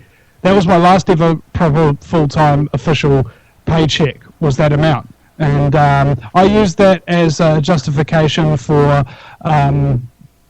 going out and getting a video camera, a Mac computer, going out to public protests and meetings and so on and so forth, videoing them, just basically doing it. I always wanted to like make videos and movies and everything like that. Somebody at a party once just said, well, if you want to do it, just do it. So I did. I got noticed on YouTube by a wonderful man named Mitch Santel, who was producing the American Freedom Report with Dave Von Kleist on American Freedom Radio with Brent Johnson. And then Dave Von Kleist had to leave that show, and they were offering up a co-hosting position. They gave that position to me, and then they decided they didn't like the original host, Brent, so they gave the entire show to me. And it's been going for 3.5, 4 years now. I'm the only New Zealand-based talk radio show and YouTube channel that's putting up content extraordinarily regularly with 3 hours a day, 5 days a week now. I've expanded to with the talk radio show. You know, interviewed all the big people: George Norrie, David Icke, Jordan Maxwell, the guy from Thrive. All sorts of. Yep. Alan Watt and all these other wonderful people. Yeah, Rick Simpson, I've had him on a number of times. He and I were just cracking up so hard the last interview together. And I found out my place, my purpose. It's because I've been through like so much crap, and believe you me, I've given you the short version. We all do give the short versions of the crap shit that happens to us. But you have to learn to deal with it, because that experience isn't going to go away. It's going to be there in the back of your mind, reminding you every single day, right, of how harsh life can be and how awesome it is now that you've got it, even if it's not really that great. And even if you're still piling on all these layers of neuroses and things of this nature as you overcompensate and make excuses for your atrocious behavior in order to escape these things that you're having to deal with. For me, I've decided to use that energy instead to give people a little bit of reprieve. Because whenever you're talking about incredibly serious topics, things that really destroy your life, it's not easy to deal with, and it actually hurts just to listen to. You have a look at just how many social workers and everything need their own caseworkers or psychologists and things like that to counsel them, because just hearing about people's pain causes you pain. And there's so many of these activists and people who've been shafted by the system left, right, and freaking center, and it's just nobody's like bringing them on and saying, hey, just tell us about yourself and let's have a few laughs. You know, nobody was doing that. I wonder why, because that's how they normally would talk to people. They sit out with somebody in a cafe that's of like mind. They just sit there and they have a couple of drinks and they have a few laughs and they tell each other stories. They're very interested to listen, very interested to talk as well, and elaborate and question and shoot the breeze. You know, that's what I thought was really needed in this entire truth movement. We've got all the information, we've got all the fear-mongering, we've got all the researchers, investigative journalists, all the serious stuff's been taken care of by very, very talented people who are way better at researching than me. But I can make shitty puns. and keep up with the conversation with some of the most educated people in the world. I can make them laugh. I can make them smile. I can actually make them enjoy their life, despite all the shit that's coming down and raining down upon them daily. I can help them to see through the veil a little bit, to help them realize that if you can laugh, you can prevent yourself from going fucking crazy.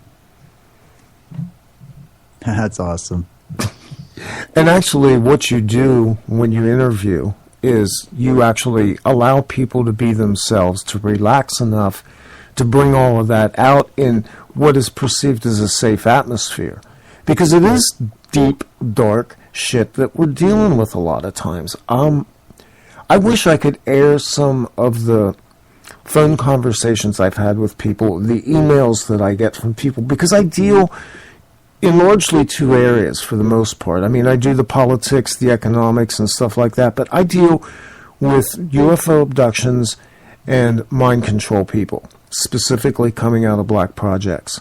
And what I've learned in the last 10 years about some of the things that have been done to people makes my relatively middle-class, white-bread American life seem like a feather bed. At the same time, I don't have your gift of humor, but what I do is I kind of embrace people at the level that they feel safe, which a lot of times is what people really need. They need to be affirmed. They need to feel safe. They need to feel like it's not going to be reprisal for telling you things that sound incredibly insane on the surface of it. You know, a friend of mine who's a researcher and a moderator for David Icke signs her emails with the tagline that says, "I will believe you." Now, that doesn't mean I'm going to believe bullshit, and there are people that will bring you bullshit, but I'm talking about some of the darkest stuff that sometimes it takes me days to get it out of my head, if I can get it out of my head at all. So, you know, there's different approaches to all of this, the waking up, the dealing with the trauma that the world's in, because the whole planet's been traumatized. And that's what makes me ache. I'll just share this. I began waking up really young. There's a lot of things I already knew when I was a kid. And part of it was that we lived in a time that was decisive for humanity. And to explain how I know that or how I felt that is in itself a whole long thing. But suffice to say that when I was about 10 or 11 years old, the Vietnam War we were in the last days of it, but they drafted people for the Vietnam War. And there was a guy who lived in my town. I lived in a very small town. This guy's name was Tucker. He was 6 foot tall. He was redhead, curly hair, freckled, very good-looking guy, an athlete, the kind of guy that could pull off wearing a varsity jacket. Now, in those days here in America, the evening news was a centerpiece of the media parade that you got. We only had 3 networks in those days, and it was in black and white. Every night, the ritual was the news came on, and you watched the war. And I remember looking at that then and thinking, this is so wrong. There's something wrong with this. My father was a Korean War veteran and fully supported anything that the military did. It was like carte blanche. I grew up around, like you, David, kind of conservative, religious in a way, but very conservative, staunch Americans who believed America could do no wrong. And I watched this war, and then I watched this guy that I admired go off to Vietnam, and he did not come back. And so 10, 11 years old, I'm looking at this and I'm thinking, you know what, this is real. This eats people. The system eats people. And I remember, honestly, just sitting for hours contemplating what that meant exactly, because conceptually, in the mind of, a child, basically, how do you baseline the idea that you can take somebody, pluck them out of their life, tell them they have to go into another country on the other side of the world and fight an enemy that they've never faced before and lay down their life for something as abstract as a nation? And so that was kind of the beginning seeds of all of this. When I was probably about 17 years old, I met somebody who spent a day regaling me about Freemasonry and what we now call the New World Order, the Illuminati. Basically, it was the talk that went, this is how it really is. This is how the world works. I went out into the world and tried to make a living and basically failed at just about everything I've ever done.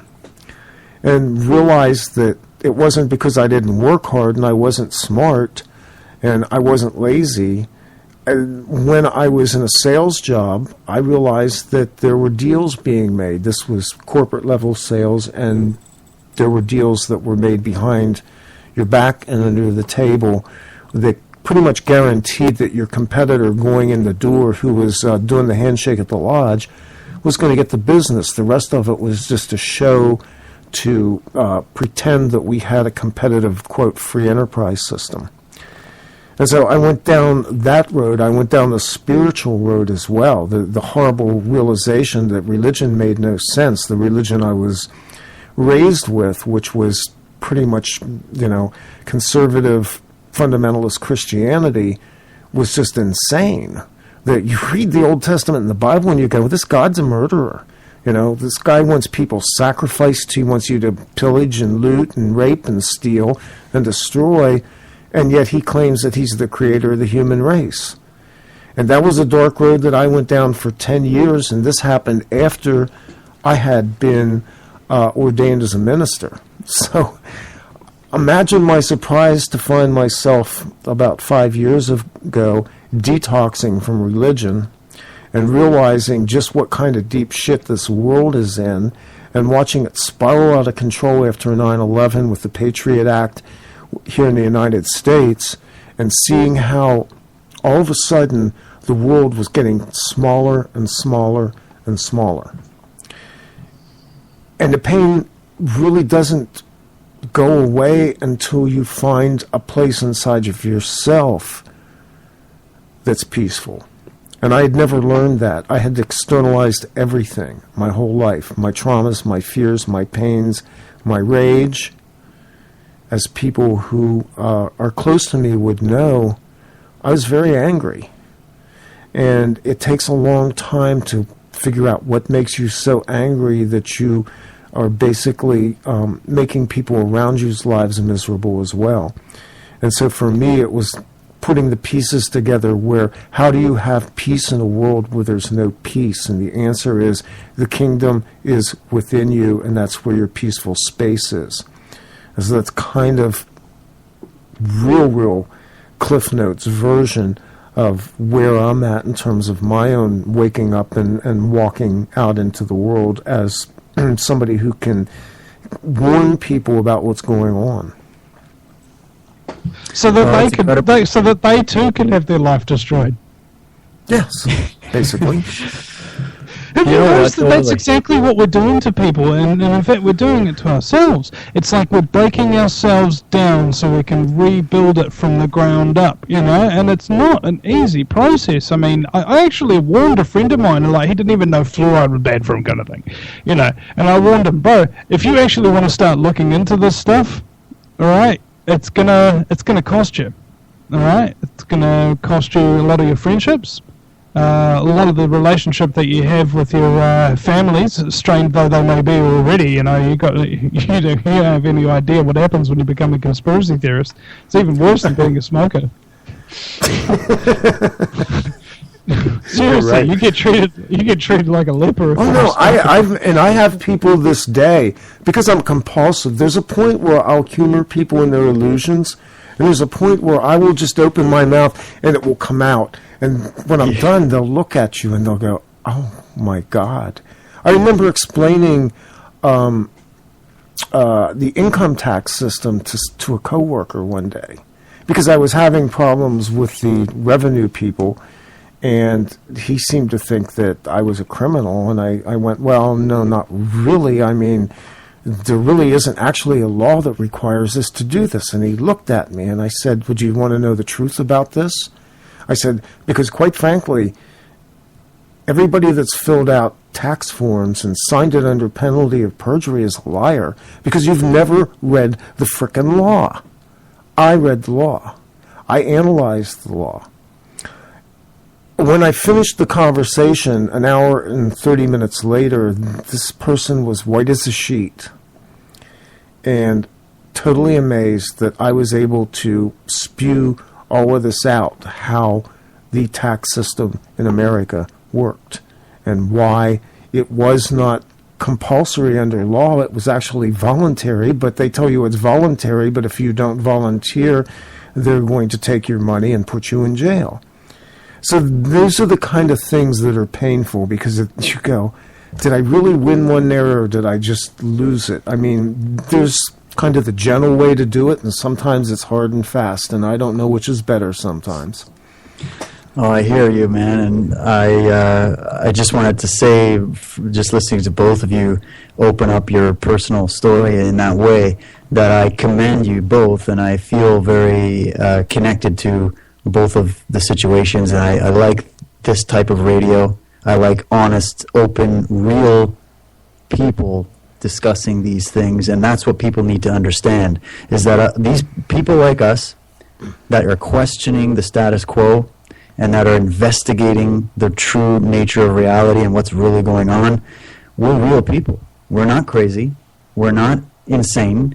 We're trying to figure out what's going on here, and we have a deep caring for our fellow humanity and what's going on in the world. Speak for yourself, David. Well, I do, okay? And I think that at the end of the day, we're all here trying to do the same thing. And there was something interesting that I noticed was that, Randy, you were discussing how you were saying that, Vinny has his talent with, humor and going and expressing himself through that, and then you have brought forward what you feel is your talent. And, of course, I work with what I feel are my gifts. And what's interesting about this is that none of this kind of discussion is ever discussed really in school or in a job, or if anything, they want to use your talents in a job, so they're like, oh yeah, no, that guy's good, he's going to make us a lot of money in that area, right? Whereas this is just contribution to a body of knowledge, and what we're doing is contributing our energy in our own unique way. And anybody that's listening that feels like they don't have a voice and they couldn't do what we do, man, we're just like you. We're regular people. I'm a father. I'm a husband. I run a business. I have a house. I don't have a lot of money, and I live my life. And I live in Canada. That's it. That's who I am. No, I don't have any PhDs. I don't have any fancy letters after my name. But I've done a great deal of study and research, and it brings me to a point that I'm sure both of you resonate with, which is this whole thing about credibility. Here we are. Randy, you're sharing with somebody the truth about the tax system, and Vinny, I'm sure both of you and I, we talk to people on a daily basis about some of these issues to one extent or the other. But what is the thing that really separates it? People will listen to what you're saying and go, well, you know what?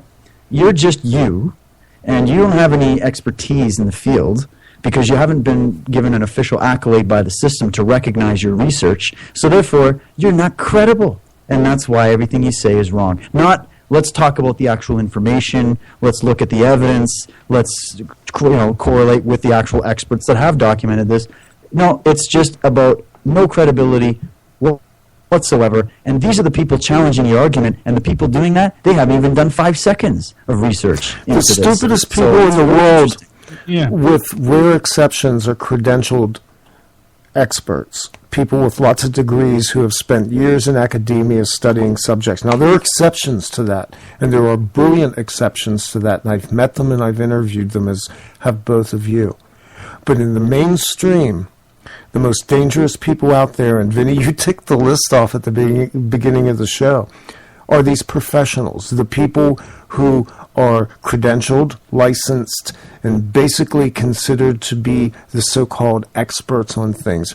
They are mainstream, they're stagnant, they are completely entrenched in a mindset that's not fluid or flexible anymore, and quite frankly, internally, many of them are soul dead, in my opinion. Yeah, they only have the intellect. They don't have the gents part of that. They just have the they have rote memorization, which is basically what education is. You can be very good at spewing out facts. I mean, I'm very good at memorizing things. But at the end of the day, that's heartless. I'd much rather sit here and have this kind of conversation than to sit down and be regaled by some expert on facts and figures. I find it dull and boring. The emotional... It's not interactive. No, it's not interactive because it's not at your level. It's not at a level you can attain. Well, that's because they're insane, bro, all right? That's why I call them academia nuts. You know, see, personally, I can never lose credibility. You know why? Because I never claim to have any. Right. I do claim, however, to be absolutely incredible. Exactly. And everybody else out there that's listening should know that they are the same. Yeah, in their own way. And that's the thing. None of us have any credibility. None of us have any credibility except those who claim that we have it. But if we claim that we have it, we can lose it if we mess up. All right. So as I claim to have no credibility whatsoever, nothing I say might be 100% backed up by evidence that I've totally gone down into like some deep archive in the Pentagon Papers or something, like shuffled it through with a flashlight or something like that. No, I don't really have any first-hand knowledge. I'm in frickin' New Zealand, bro. What the hell happens in New Zealand? Nothing. All right. And this is how most people learn. Actually, it's like, have you ever played the game Chinese Whispers? You whisper something in one person's ear, and they have to try and repeat it to the next person. As you go around a circle, you wind up losing the message completely, and it winds up changing into something completely different. And I'm cognizant of that I'm listening to all of these different radio sources, listening to all of these activists and people from all over the world. I don't know if what they're telling me is 100% the truth. I haven't looked at the evidence entirely, haven't looked at any of the documentation. So what I have to do is argue from a point of humble ignorance. You know, I realize I don't really know anything. However, this bit here doesn't make sense, and start questioning. And the way I contribute to deeper research is certain things occur to me in a simplistic way that don't occur to other people. I'm capable of summing up complex ideas in a very short space of time using only a few words. It's one of my gifts. I'm good at naming things as well. It's wordsmithing. It's what I do. And invariably, you will have many people who have a meta-understanding of one particular subject matter, something that is so incredibly complex and diverse that it's really taken one person's entire life, more or less, to study into it deeply enough to have a profound understanding. I can accumulate and relay that profound understanding in a matter of hours to a listening audience. That's the contribution that I give. I don't say that everything that this person is telling the truth, but whatever the truth of whatever they're saying is, sure enough, you'll get it out of them by making them feel like they're having a bit of fun. And this is a profound lesson to me as a truther, because I'm very, very angry all the time about nothing and about everything simultaneously. Do you have any idea how infuriating that is? Not knowing what it is that's really pissing you off? The thing that was really, really pissing all of us off, really at the end of the day, at that point, was we were so angry that we weren't contributing to solving the problems that were pissing us off.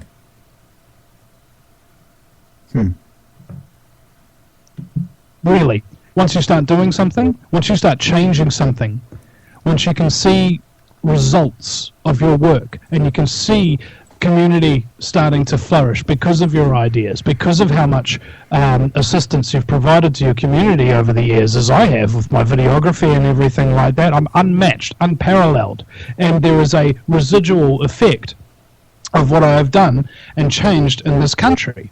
I'm the first person to ever do something like this, to like fully go out independent, no corporate sponsorship, no nothing, and just cover what the activists and everything are saying that the news never lets them do. And that's whereas me, on the other hand... Yeah. Oh, sorry, go ahead. That's a whole conversation in itself. I mean, I would be fascinated to hear that whole story. I mean, how you did... Well, we know how you did it mechanically, but the internals of that are pretty profound, because you definitely are succeeding in breaking out of the stagnant malaise of media by doing what you're doing. You break the paradigm, dude. Yeah, I totally do. And I talk to some mainstream media people on occasion. A lot of them really hate me and they think that I'm crazy. That's because they've been brainwashed by an insane system, of course, but, you know, you can't hold that against them. Well, actually, I can, and I do. I don't know how much, like, my hate gives me strength. Basically, I wouldn't be able to do alternative media 5 days a week, or even 6 or 7 sometimes, and go out and lead protests and do all of this stuff if I didn't really hate the mainstream media.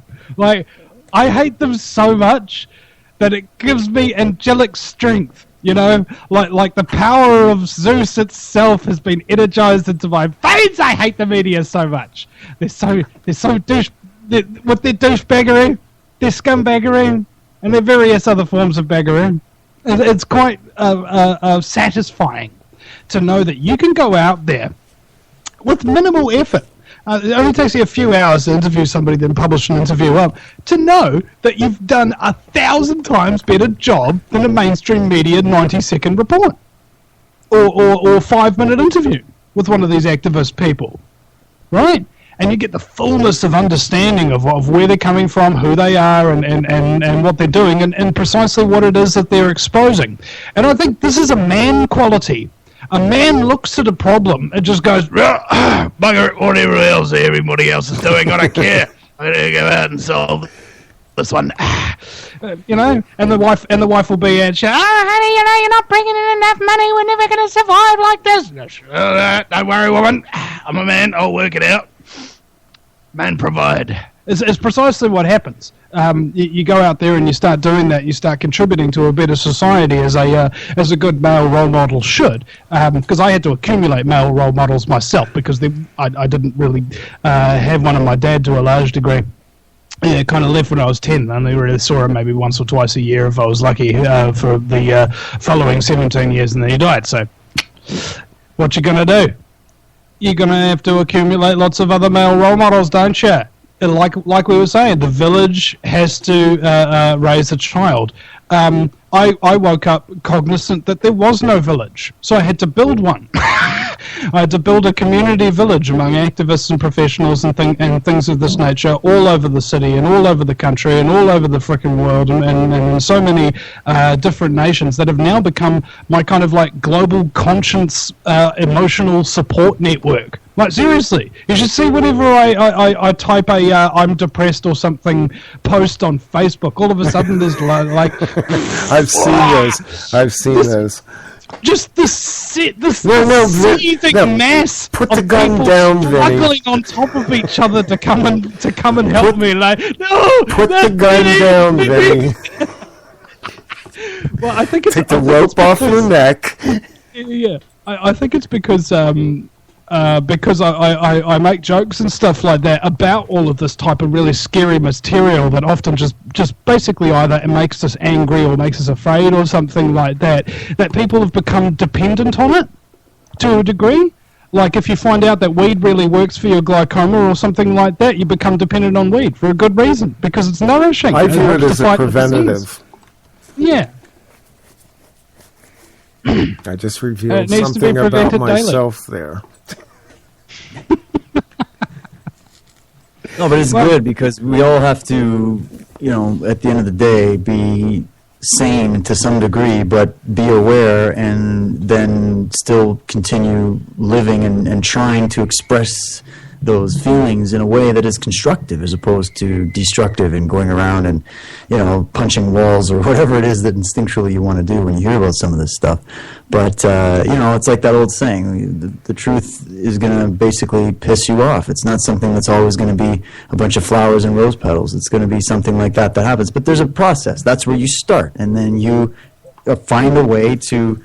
You find a coping mechanism to rely on for the first bit, and then you grow in knowledge. And for me, what I had to do was I had to go out and go through the process of trying to validate all of this. And I went through so many sleepless nights, just reading through extensive documentation and books and watching documentaries and doing that process that we've all done. Yep. And, you know, I found a little bit of comfort in the fact that at least I was starting to gain an understanding. So even if I didn't like total analysis at the end of the day that I was forced to accept. After after a while, you just realize, wow, it's really a lot bigger than we could even imagine. But you start to, through the process of learning and seeking further into it. For me, that was part of the stress reliever, was to absorb myself in it in a certain extent, and not for the purpose of trying to become sadistic or something, but for the purpose of trying to educate. And by having knowledge, I felt that the fear of it wasn't so insane. It wasn't so overwhelming, because I think that fear, true fear, comes from a place of not knowing. It's more of a fear of the unknown. Ignorance. And so I think that when you get past that point, and then you find encouragement and support with other people around you, that's the next stage. And then the stage after that, for me, was when I started actually joining this sort of movement of resistance, or just my contribution to this time in which we all live, and just putting my voice out there and letting my voice be heard. And I encourage everybody. You don't have to get up on a radio show and do it. Find your way to do it. Some people will express it through writing music. Some people will create amazing jokes. Some people will, I don't know, do some crocheting or something. Design websites. Find something. Design websites, yeah. Exactly. God, I could use a website developer right now. Yeah. Well, it's like the opposite complex I was telling you about. I mean, just think for a moment. In exactly how many ways is the New World Order currently, right at this very moment, messing with you? The answer is in pretty much every conceivable way. Yes. Okay, well, then you can fight back against it in any way you want. You pick any issue. Just one to start with, and then you start working away at it. Either you need to educate yourself and then come up with a plan. I mean, what was the thing I said to one of my listeners the other day? Oh, yeah. It's Vinny, what do you do with all this information once you got it? And I go, well, being informed is the first step. Learning how to cope with being informed is the second step. Because once you realize what the hell's going on, it's really scary. And it messes your life. Well, you can't unknow something once you know it. That's the hard part. There's things I wish I didn't know. Yeah, you can't close Pandora's box again, as it were. And the third step is figuring out how you personally can make a difference. And then the last step is actually going ahead and making that difference. Yeah, don't just sit around and let this just seep into you and destroy you. Like, and knowledge is power, and it has the power to go one way or the other. When you start putting that knowledge into action, that's a incredible thing, and you will really start to realize that this ultimately is a spiritual journey.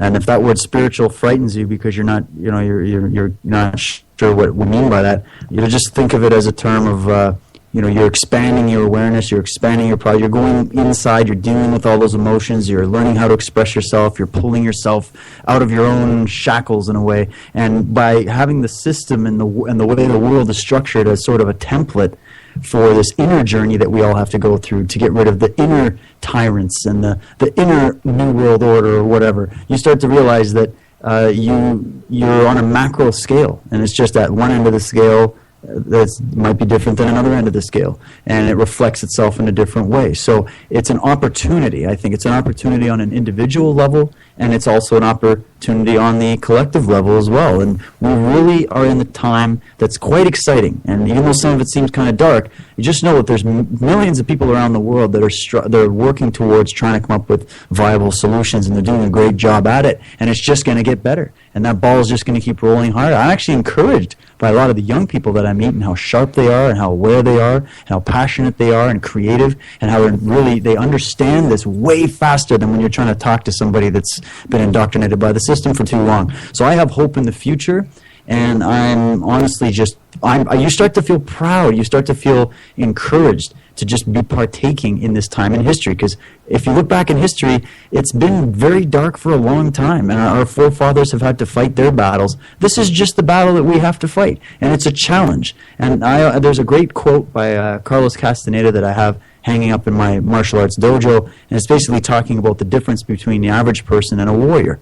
And it's saying that the average person views all of these challenges as exactly that, a challenge that you have to hurdle. Whereas the warrior looks at these challenges as an opportunity, as something that's exciting, as something that's mysterious, as something that is to be taken head on as an adventure. And so you basically just have to format a very individual expression of how you're going to take this on, and then it becomes an exciting journey.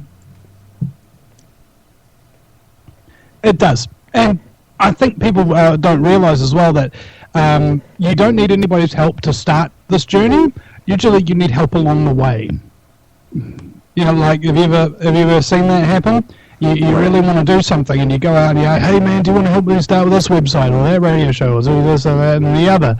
And the other person's like, yeah, I guess I will or whatever, and then eventually they tire of it and they bugger off and they leave you in the lurch, you know? At the end of the day, you don't need anybody's help to begin, all right? And in a lot of cases, little things. The more you can do by yourself with greater efficiency and what have you, the better. You know, you don't become dependent as a result of that kind of activity. I think of what we're doing here, I just got this metaphor. In a lot of ways, what we're doing is we're kind of a net. We catch people in this wave, which David was talking about. And it is dark, but at the same time, there's a lot of hope out there. I get regularly buoyed in optimism by the people that I talk to and looking around and seeing that, yes, the world is changing, but the way we're doing this is we're interlocked, we're threads. We are threads that come together at crucial junctures and create this net. And in that net flow people who, some swim away, some don't get caught up in it, but in a way, what's happening is we're responsible, each one of us, for some small part of the mission. During the time that I was sick, there was about a month where I was very sick, and I seriously considered whether I was going to do this again. It was like, okay, you know, I feel like crap. I've got needles stuck in me. I'm kind of at my low ebb. What do I want to do with the rest of my life? And I went through several weeks of deep, intensive soul searching, where I was like, I don't know if I'm going to do this anymore. And I reached a point at the end of the process where I went, you know, I can't imagine not doing this. I actually frickin' enjoy it. I enjoy the dark side of it because it gives me an impetus to keep going. And I get the joy when I see the glimmer of light at the end of some very dark tunnels. And I think that the three of us are kind of a symbol of a greater net that's out there all the time, and it's constantly reforming itself, and people drop off, and there are shifts and changes, but at the end of the day, it's something that's working. We can't trust major media. We can't allow governments and lawyers and doctors and the medical establishment and the food industry anymore to tell us who we are and what we're going to consume. We have to become producers, and when we become producers, we begin to take a little bit of our power back as a result of that, and that's kind of the synergy that I see symbolized by what the three of us are doing. Yeah, I agree. That's it's well said, and I'm just honored to be a part of it and contribute what I can. I don't think any of us would say that, like Vinny was saying earlier, that we have all the answers, we know it all, and we're perfect and all that. That's not at all what's going on here, of course, because we don't work for the mainstream media. We actually are honest in our approach here, and we are seeking truth. And I think that the old maxim applies where, you know, ask the person that's seeking truth, not the person that's found it and is trying to pound it up in your face. You got to have an open mind. And once you start applying your creativity and really thinking outside the box, you'd be surprised the type of journey that you can go on. I found my life has become incredibly synchronistic. I've met incredible people. I've interacted with people all around the world. The energy is just, it's amazing. Yeah. And it's actually culminated into something I was going to let you guys know about that we're doing here in Canada. We're doing something, it's myself and my partner, Chris Rusak, and we're basically on the same track as everything we've been talking about tonight, and we're thinking, what can we do in Canada that can really help bring some awareness to this type of information? So we came up with the concept of doing a road trip. So we're basically going to be hitting up 11 cities this spring. I saw that. In a couple of months. Yeah, and we're doing it's called the Modern Knowledge Tour of Canada. and people can check it out at modernknowledge2014.com. And we're featuring an incredible cast of speakers. We're bringing Richard Dolan and Michael Tellinger on the road with us. We're going to be going in a Winnebago across Canada. Should be fun. And then we're featuring and meeting people all over the country at these various stops. We've got people Skyping in from all over the world. Santos Bonacci, Gio Griffin, Michael Tessarian, Dr. Carmen Bolter is going to be meeting us in Vancouver. We've got, it's an incredible cast of people you can check out. And they have a variety of information to share on a lot of different subjects. And a lot of these people have been on your show, Vinny, and probably yours as well, Randy. And I think that in Canada, it's an overdue thing where we're creating awareness. And I'm excited about it because I feel like I'm actually doing something with the knowledge and getting out there and talking about it. And the format that we're trying to create is just an open-minded discussion, interaction. We want to hear what people in Canada think. We want to hear their opinion. It's not just someone up on a stage pointing a finger and doing all the talking. It's going to be very interactive, very informative, very cutting edge. We're also going to have an online subscription for the tour that people from anywhere around the world can get involved with, where we're going to have exclusive live stream interviews. We're live streaming all the Skype-in calls. We're going to be providing all kinds of exclusive content. So we got a really good team of people that are really helping us out. And this is just for us, it's a good place to start. Just get out there and get the conversation off Facebook for a while and get into a room, feel people's energy, look them in the eyes, and really have a conversation about our reality and where we're headed and what we can do about it. I met both Rich and Michael Tellinger out at in Colorado when I was out at the Global BEM meeting in October. And you're going to have an amazing time. The two of them together in any room is just dynamite. I watched both of them blow away rooms of people when they were speaking. That's a pretty amazing project that you've got going on. Give your website out as well, David. Yeah, it's modernknowledge2014.com. People can check it out there. We've got all kinds of stuff on there for people to view, and we're real excited about it. It's completely, we're hoping that the call gets answered. We're putting it out there. My partner and I, Chris, we're funding the whole thing ourselves and just trying to put it piece by piece and get all the venues booked and get all the speakers booked and all that kind of stuff. But we're getting an amazing response, and people here, I think, are ready. I think Canada's a sleeping giant. I think people are really going to start to see how awake people are here in this country. And I think if people can think of ways to do things like this, doesn't have to be this exactly, but just get out there and talk to people. That's what the whole goal is, isn't it? We're just all having a global conversation about rethinking where we're at and getting out there and connecting with people on these very important issues that affect us all. So, I don't know, I think it's just a great place to start, and I'm just super pumped about it. I can't wait. Vinny, tell us about what you got going on as well. Well, just preliminary stages. Have you ever heard of Ian Wishart? No, he's from New Zealand. You're kind of like I don't know, I guess Walter Cronkite of New Zealand back in the day, I guess. He was the host of the Sunday program here, which is our equivalent of 60 Minutes kind of thing. Real good dude.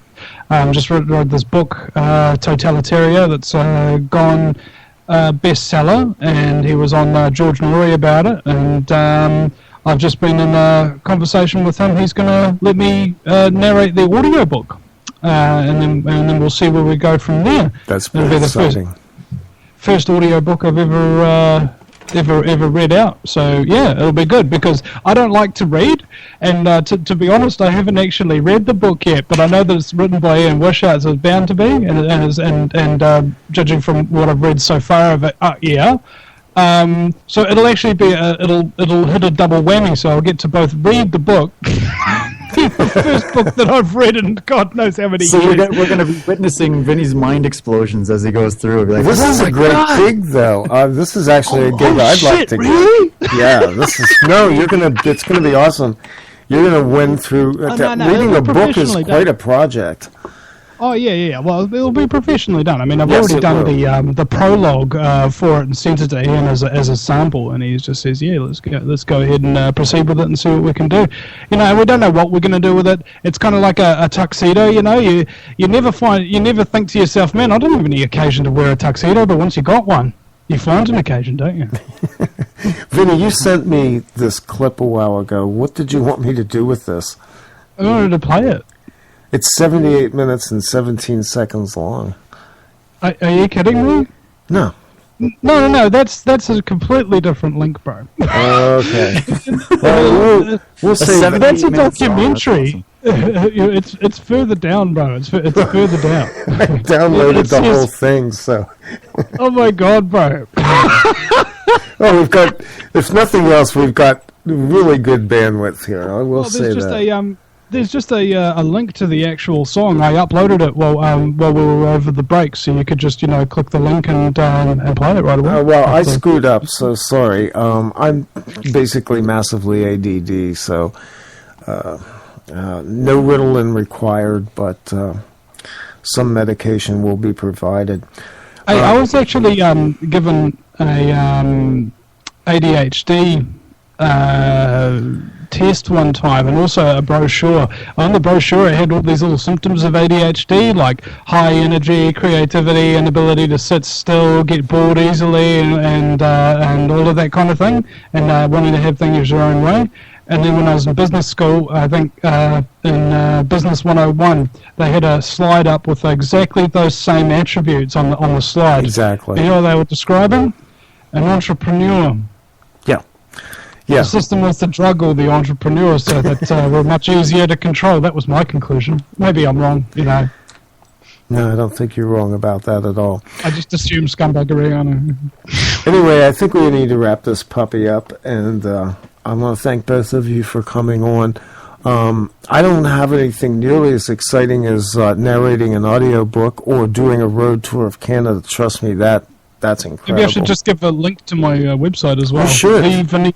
VinnyEastwoodshow.com. That's Vinny with two N's and a Y, because it's the most important question, and Eastwood doesn't go ahead. Make my news.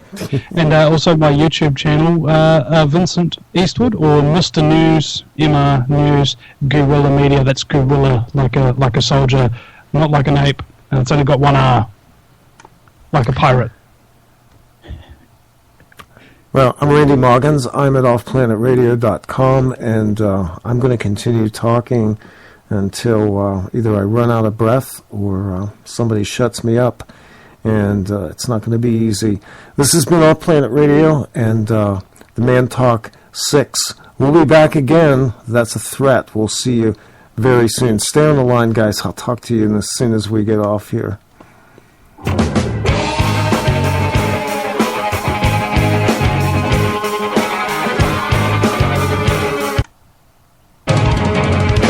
Make me a poor boy, I'll be living for the